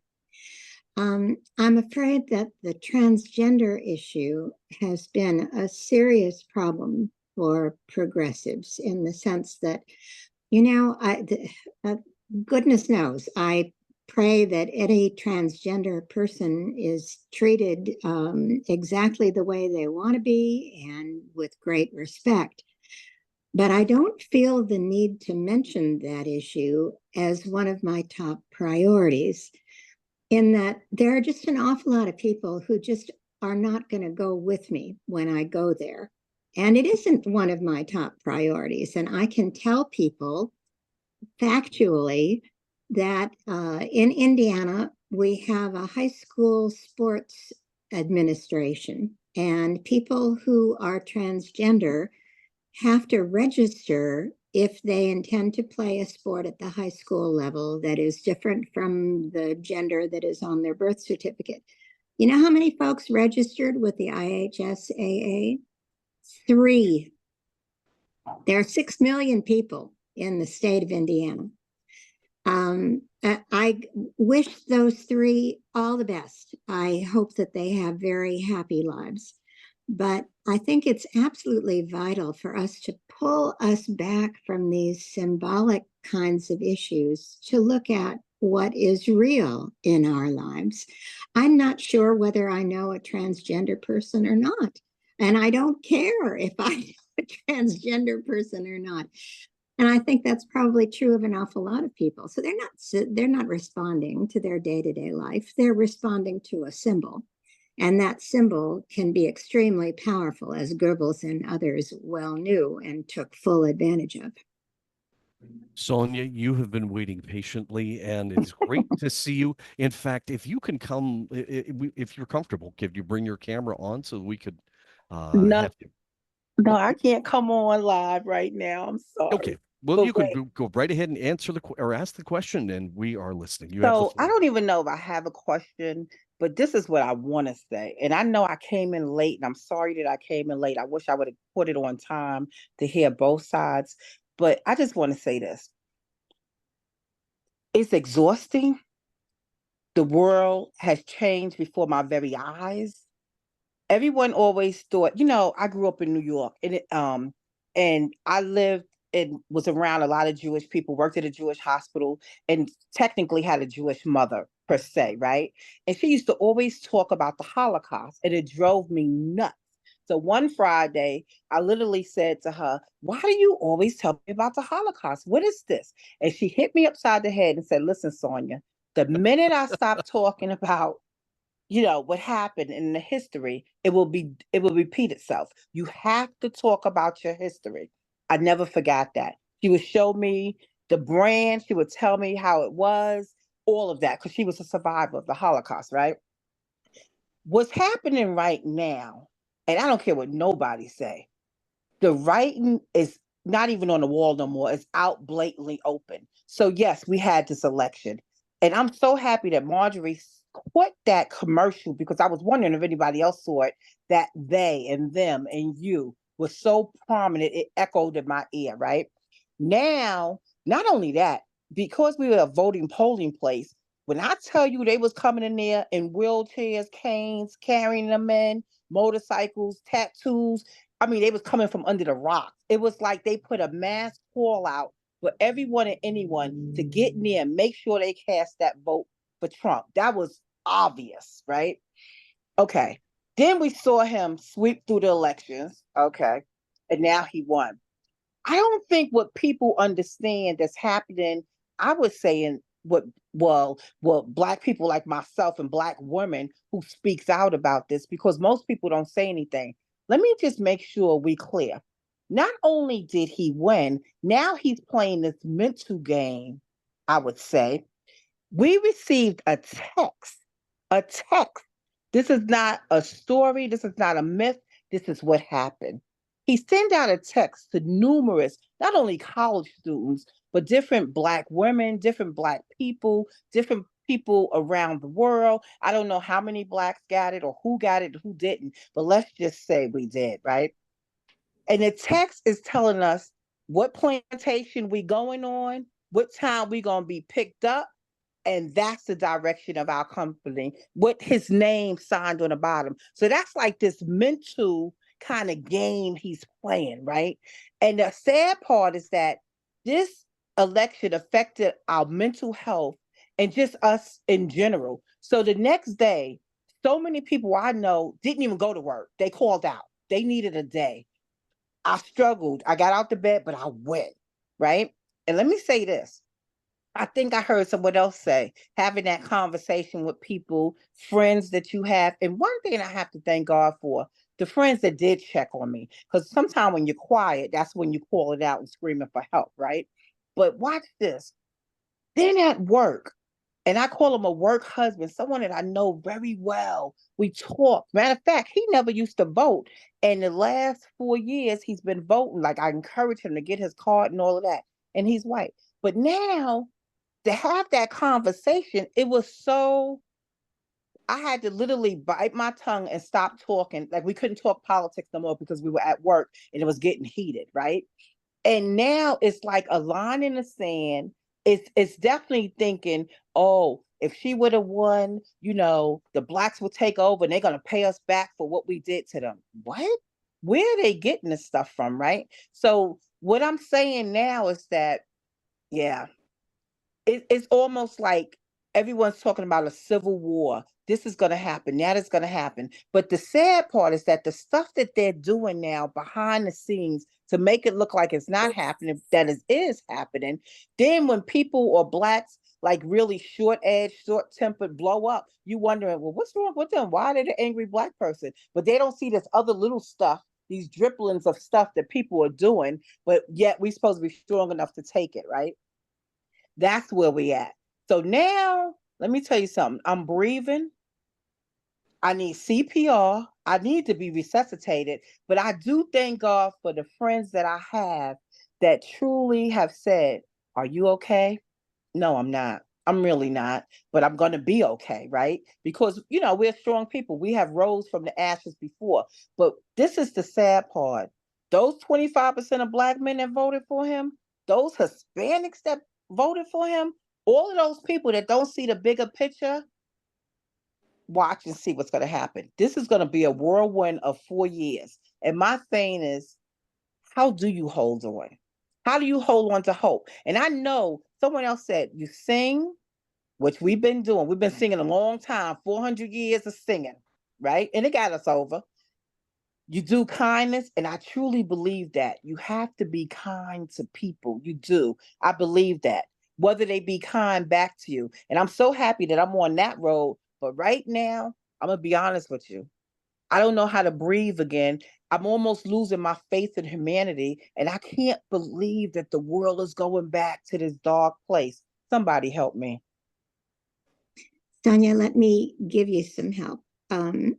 It always happens when a new president comes into office that he, or God willing, she, is at his or her height of popularity at the very beginning of his or her term. It's inevitable that that level of popularity declines during the course of the 4 years. Trump's will as well. He never before had even gotten over 50% approval in anything, in an election, in a public opinion poll. He's his own worst enemy. He is the very best assurance of turnout and negative feeling against Republicans for Democrats. It will happen. It's just inevitable. And our ability to keep breathing until it does it will really sustain us. Paul? Thank you. Paul, I think you probably want to add something to that as well. Well, one of the things that you said, Sonia, reminds me of what African Americans do when they lose somebody. And that is to say their name. That's the way to keep things alive. So in all of these, we need to humanize it and keep alive our feelings and our philosophies and the people that loved us and contributed before. And you do that by saying their name. And Sonia, if I might add in, you're here among friends. Yes. We've been friends, and I'll tell you what, it's important to talk to friends. It's important to know that you're not alone. It's again, going back to the interesting book called Bowling Alone. That you're here with your league, and the truth is, when all of us kind of get the sense that, hey, we're all kind of thinking the same thoughts. This has been like getting a gut punch, a stomach punch, and you're just like, what the hell? How could this possibly be? How could my neighbors think this way? How can my family members think this way? It's alien. It's like, how could you watch? And we could all pick 1,000 quotes that Donald Trump has said, lies, this stuff that he says on the podium, and think, how could any one of those not disqualify him to be president? I mean, we all have moral, ethical standards. We have a vision in our minds of what the president of America, of the United States, should be like. A person who is honest, a person who you can count on to do the right thing, to defend us when we're sleeping. They're in the White House. They go in the Situation Room to help solve world problems and work with our allies. And this man does none of that. He is absolutely everything that our founding fathers built the Constitution to protect us from. He is, and not just him. I mean, it's very important in my opinion. I'm going to throw this out anyway. It's not Trump. Like, we could take Trump and put a puppet there, a little rag puppet that's going along. It's all the people around him and the ideas that he represents, the ideas that he carries. Some might say that he actually is a puppet. He's a stupid guy. He really is. And the essence is, no, he doesn't. He's got a knack for pushing people's buttons. He knows how to push people's buttons. But that doesn't make a good leader. It doesn't make a good diplomat. It doesn't make a good statesman. This is a person he's playing some kind of weird head game. It's funny because I tell you what, years ago, there's a wonderful book about the dangerous case of Donald Trump. It's a psychological analysis of him. And Paul has a pretty strong view about that. The idea that you shouldn't try to psychoanalyze other people. And the case is made over and over again. Don't get bogged down in trying to find out what is going on in this guy's head or whether he's mentally ill or not. What you have to do is you have to start to focus on the bigger picture of those who are being influenced by those ideas. It's the policies, the ideas, the sickness, almost a cancer on civil society. And how do we bring ourselves back from cancer? What kind of chemotherapy can we use to heal the others that are influenced by these ideas? How do we do that? The answer is, we've been talking about a lot of different things here tonight. I don't have the answers. I'm not sure that any of us has all the answers for this, but what we do know is we should not entertain this whole discussion of civil war, because they keep playing it. They've been playing this game now for several years. Oh, we're on the edge of a civil war. You know what? These are self-fulfilling prophecies. Do you know what civil war is like? Civil war is brother killing brother. It's brother killing father. It is, the essence of you want to entertain the idea that, well, you're going to take your AK-47 out and start shooting people on the street, and that's going to be the solving your problems. Let's all decompress a little bit. Let's step back off the window. I don't care which side you're on. We shouldn't even be talking about civil war. What this country was like in 1860. I can't imagine the intensity of that, and I don't think we're anywhere close to that. It is my personal view. I should probably turn back over to Margie to address that. But let's all step back and not entertain this whole BS idea, self-fulfilling prophecy of civil war. Paul, Margie, any thoughts on that? Just a quick question. Yeah, the U.S. Civil War, there was nothing more horrible than that. We shouldn't compare to that. However, for some people, it will be that horrible. What people will do to them, what the government will do to them, it will be that horrible to some individuals. And the best thing that we can do is we need to role model our values. There's nothing wrong with anything anybody in this room believes. It's all good stuff that's designed to help other people. There's no reason to keep that to yourself. Role model it, act it out. Let people know. You don't have to label it, but being kind to people, I don't think that there's a party label in that. Jan has got her hand up. You've been waiting for a while. Jan, you have the floor. Yeah, and I'm sorry you lost me before the cord fell out of my computer and it kind of went dead. Anyway, Sonia made a really important point, and Sonia, I think you are spot on about what happened in Auschwitz and what happened in Germany and how this feels like that. And it does to me too. And I'm going to tell a story that I've told many times before. Phil's heard it a million times because our father, Phil's my brother, our father used to tell us when we were little kids to never let happen in the US what happened in Germany. He was in Germany at the end of World War II. He was an officer. He was a young man. One of his responsibilities was to be a witness at the Nuremberg trials. And because of that, he had a firsthand seat on what was going on there. And he used to lecture us about never letting that happen here. And that's how I feel about things too. Sonia, I think you are dead on right about this. Yeah. And the word I want to say here is that we can have compassion and kindness to ourselves and all this other stuff, but we need to have awareness too. We need to be aware of what's going on and what could go on, and not stick our heads in the sand and pretend this is going to go away, because it's not.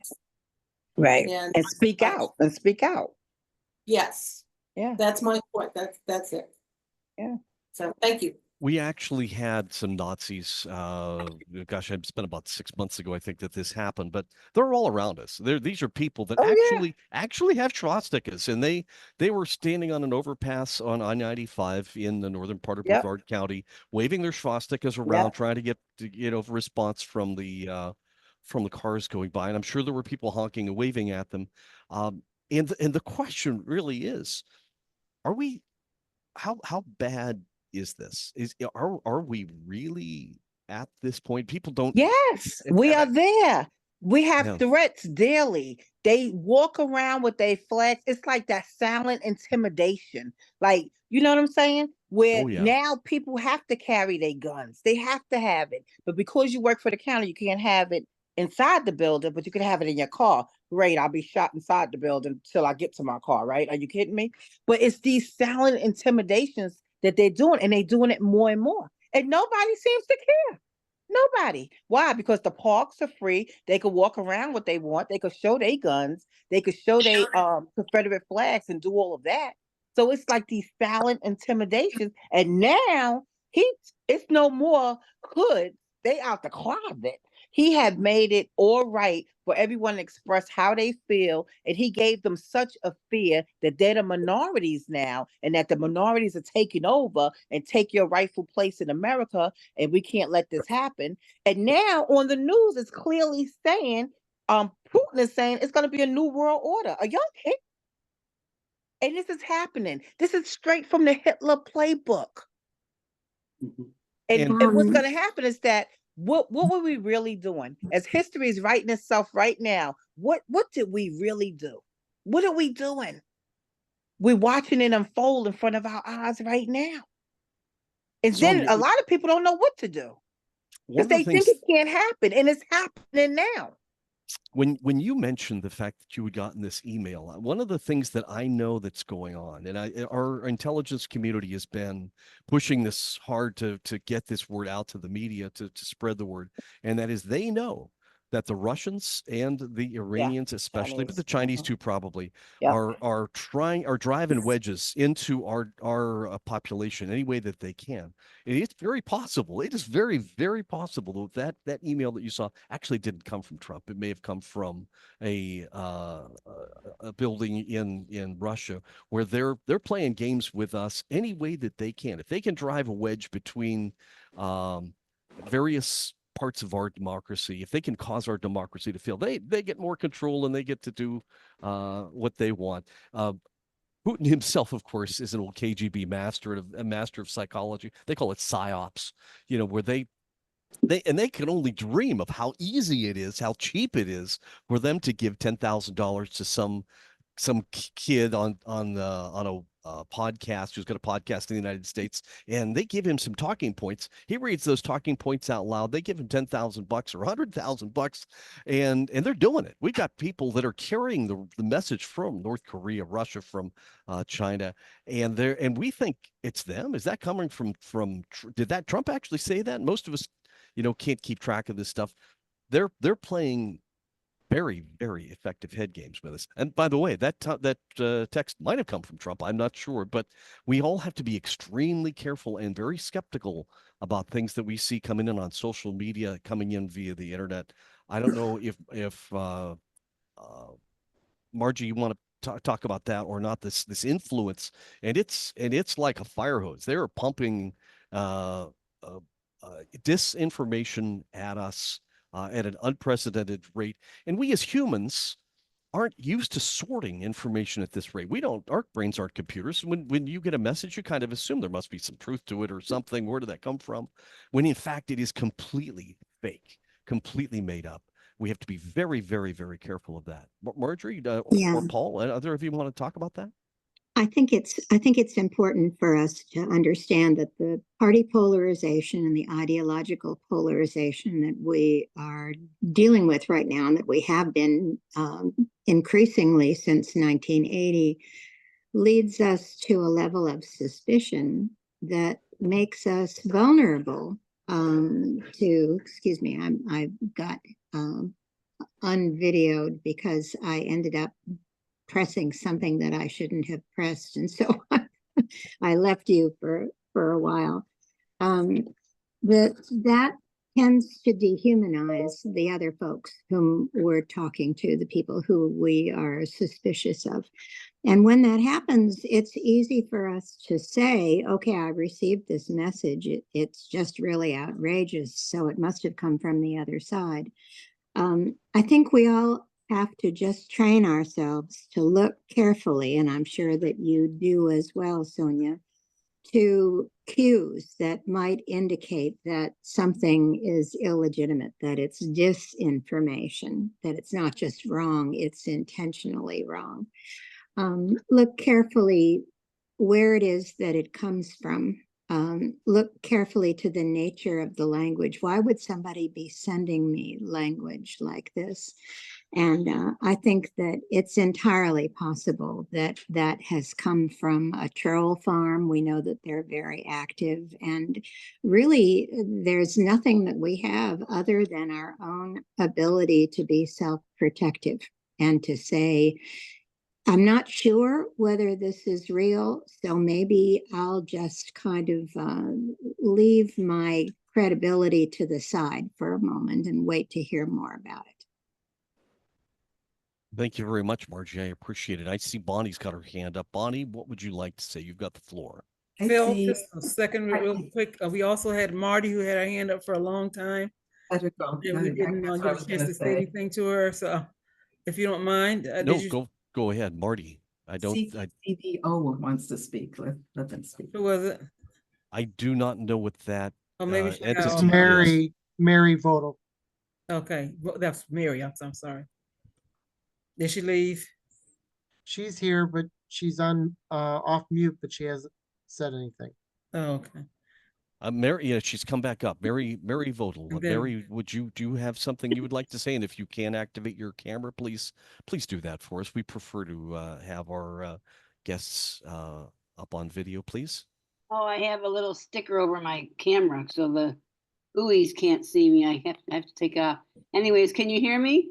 We can hear you. You've got the floor. I noticed both of the speakers saying something about the news, and it seems to me that the media tries to pit us against each other, and that's another good reason not to spend so much time on the news, I think. May I respond to that? Yes. Let me suggest, I think it's become really quite common, and I'm not suggesting you're doing this, Mary, to demonize the media as though they have the intention of doing something or another, of promoting Trump, of tearing down Trump, of setting us against one another. The purpose of the media is to survive. And the way that media survive is they get audiences. And the way they get audiences is by providing us with content that we are likely to click on or watch or hear or whatever it is that we're doing. I was trained in journalism myself, and I know that most journalists are professionals. I think it's something that we've sort of lost track of, the notion of professionalism. that teachers may actually want to teach in a professional way rather than indoctrinate kids, that journalists may want to do what they do according to their professional norms rather than to try to indoctrinate us. I think what you may be seeing, Mary, is that media emphasize controversy.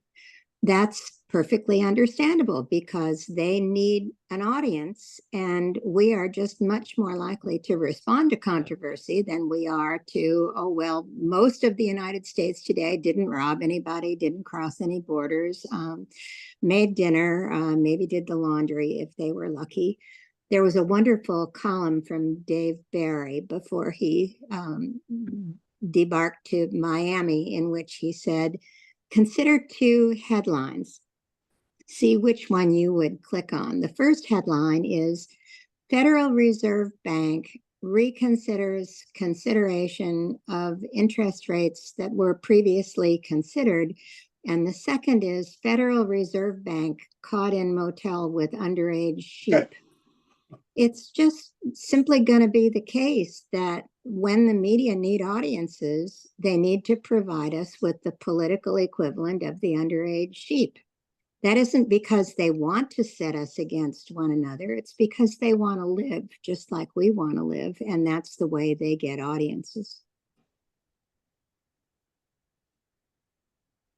In other words, the media is and always has been driven by its profit motive. There are very few places, except for National Public Radio, NPR, and our public media, that aren't driven by profit, by making money, and they will do whatever they can to make money.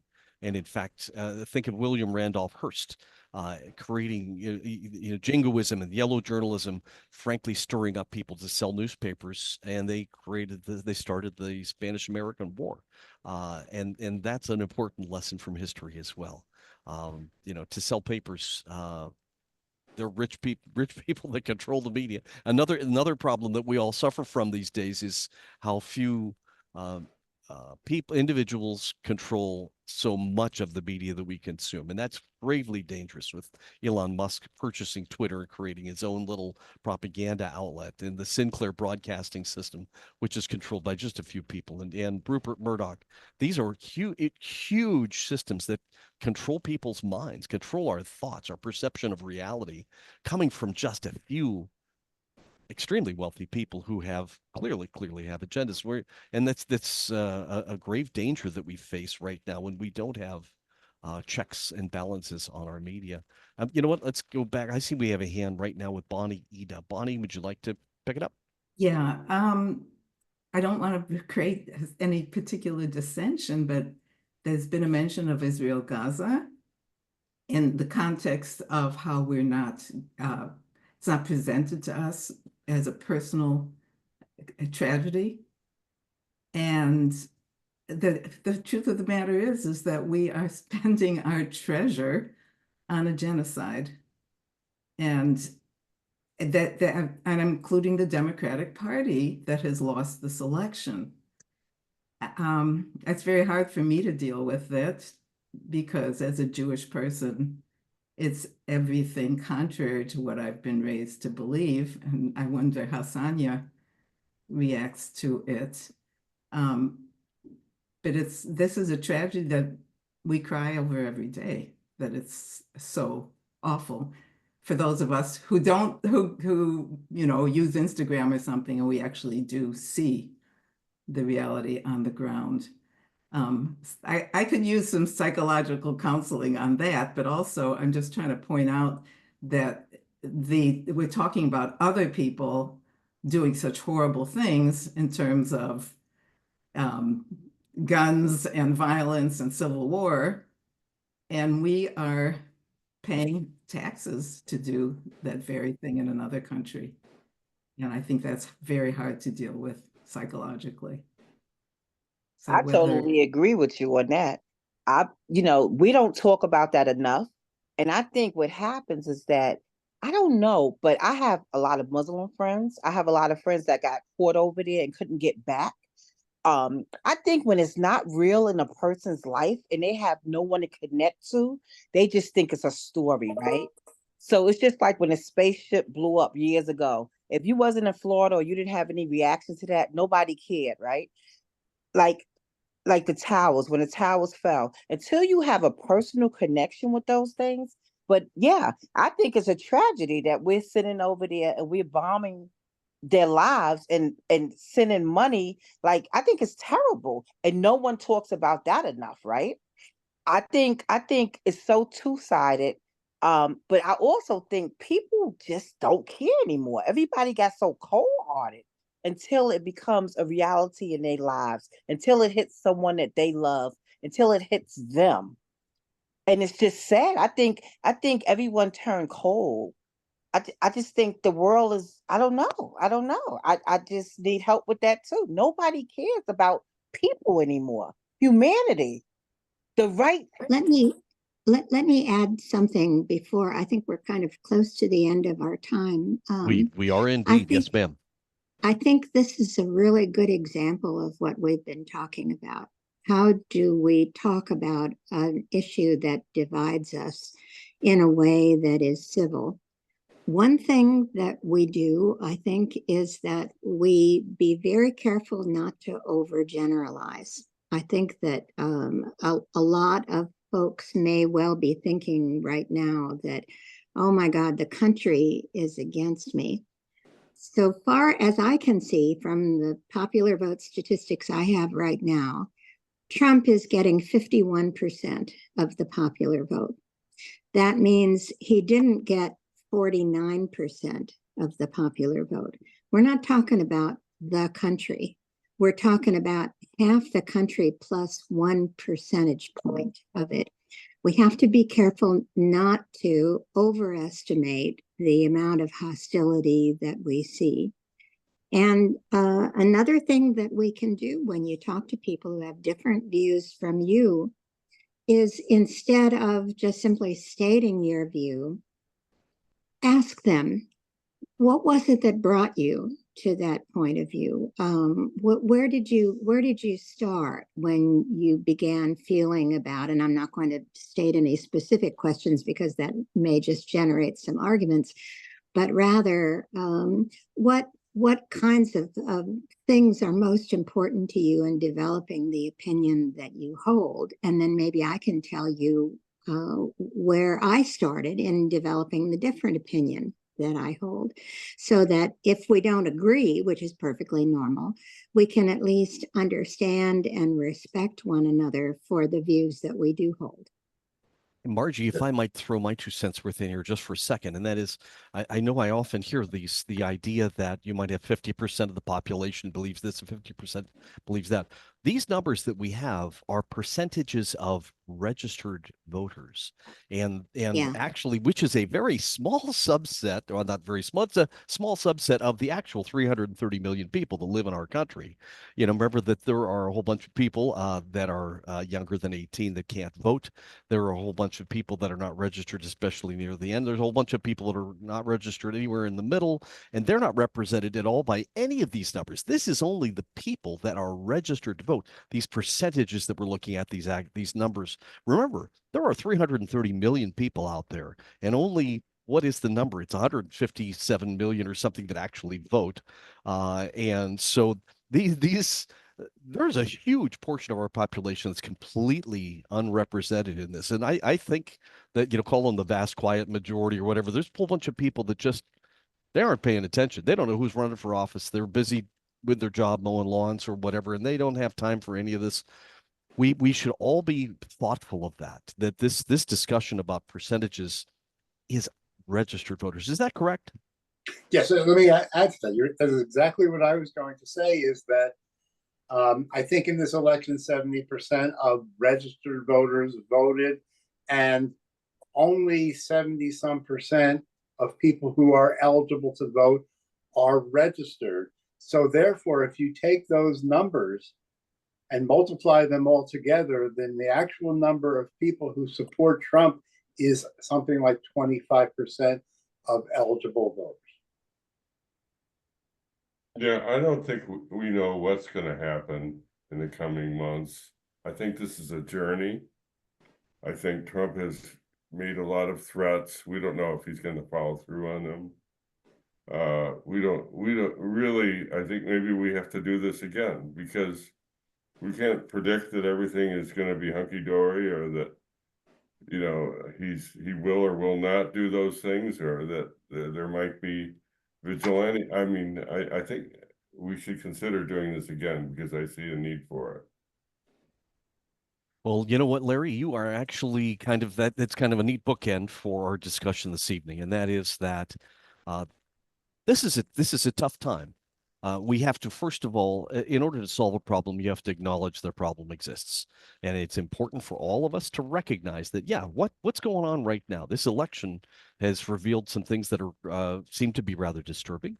We're all part of it. We all have a certain element of power in the family setting that we have. But we also have to recognize that much of what's going on here is way beyond our influence, much beyond our what we can do. And we have to be able to accept the things that we cannot change, change the things that we can, and understand the difference between the two. I mean, the idea that we all kind of have to, you know, the serenity prayer, you know, the idea that let's fix what we can in our own lives. First of all, look in the mirror, look at ourselves, and say, what can I do better for myself, for my family, and let's start there. That's day one, day two, day three, one day at a time, and we're gonna proceed into a healthy mindset of how we can fix what is going on here. We are not going to put a bag over our heads and pretend that it's going to be hunky dory and that smiling is going to make the world better. But smiling, you know what, does make you feel a little better for right now. And it may make your wife and your husband and your brother or whatever feel a little bit better. And if you can lift other people up rather than pushing them down, let's do that. Let's do what we can to make the world a better place. And I think that's what an important part of being a progressive is, making the world a better place, moving progressively ahead. And that is who we are and why we're here. I want to take another second to say thanks to Margie Hershey, Professor Emerita, political science, Indiana University, and author. And I'm going to ask you, Margie, really quickly before we step away. Can you tell us a little about the book or books that you've written and whether we can get those? It's the book that I spend most of my time with is called Party Politics in America. It's going into its 19th edition. It's around in 18th edition now, but that was from 2021. So the next one will be out soon. I mostly write for political scientists, but I do some public facing writing from time to time. Party Politics in America. We'll look for that. And while I've got you, do you have, would you like to summarize any action items that you would like our audience to do, things they can do? Yeah, let's be as fact-based as we can. Okay, let's be careful to not overstate things and not get too upset about things that will probably change. And in the meantime, let's work at the local level to try to generate as much community feeling as we can. Let's find ways that we agree and emphasize those ways, and then use that to move into areas where we agree less. Good. Thank you for that action item. And Paul Halpern, our second speaker, licensed psychologist, social activist, former board member for the Space Coast Progressive Alliance, and all around nice guy. Paul, would you have any action items you'd like to leave our family with? Start the ripple growing. Be that drop in the ocean that creates change. And go get yourself a copy of the original Warm Fuzzy Tale. And it's a warm, let me see, I wrote it down, a Oh, warm good. fuzzy tale. And let's see. Oh, it's the author is Claude Steiner, Steiner. You could get it from www.democracymkolar. It's mkolar.org. Is that correct? Yes, it's democracy.mkolar. Right, democracy.mkolar. I'm Or, sure. or you could just, go to a book site and order the reprint. You can't get the original, but order the reprint. You know, we're running out of time, but I'll tell you what, I see we have one last person that has their hand up. I'm going to take one quick question. Let's keep it short, 30 seconds or something, and then we're going to have to quickly wind down. So, Heather, you've got your hand up. You've been patient. Your last question for the night. That's okay. And it's not really a question. It was a sincere thank you. So this is my first Space Coast Progressive Alliance meeting ever. Welcome. Welcome. Yeah, thank you. Thank you. And I very, very much enjoyed listening to Margie and Paul and the rest of us as a group. And it was very therapeutic. So I wanted to just say thank you.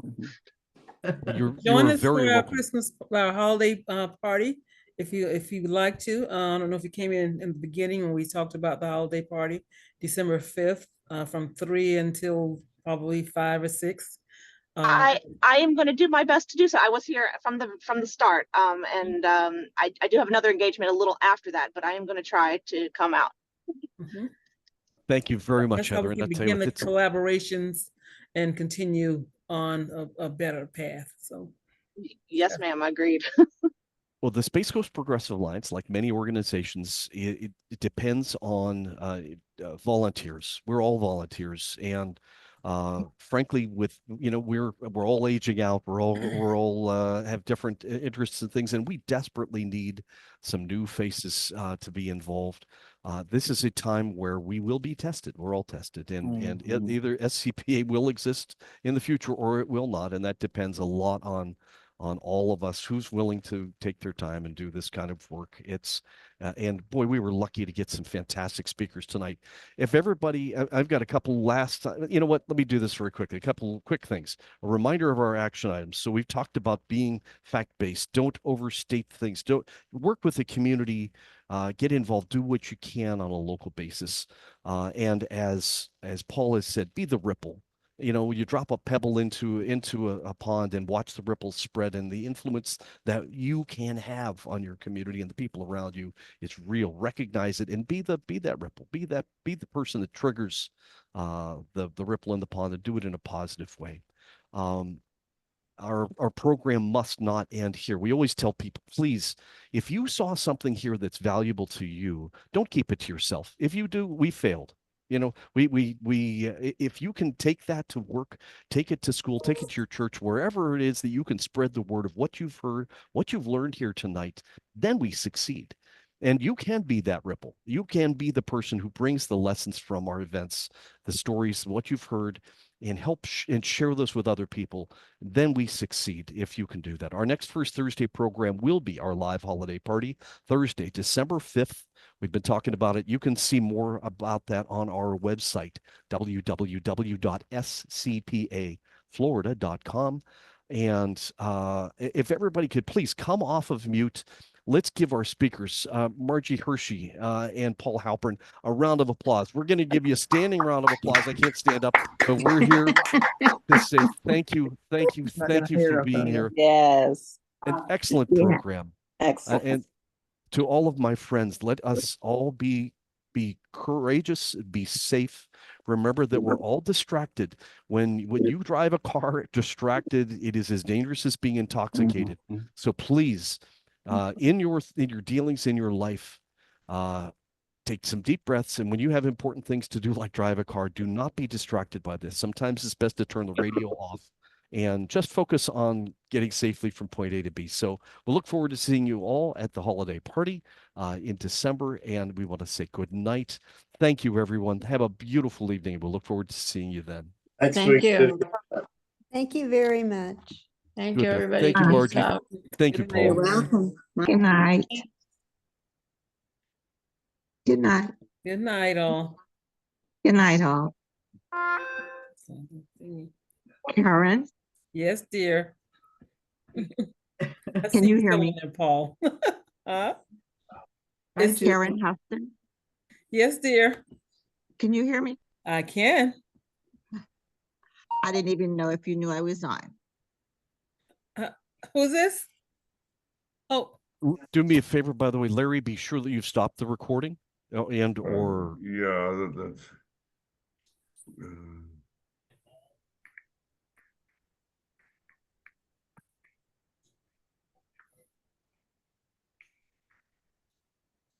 If folks are going to have a little personal conversation, we want to stop that recording, and then you can proceed before we shut down the program here.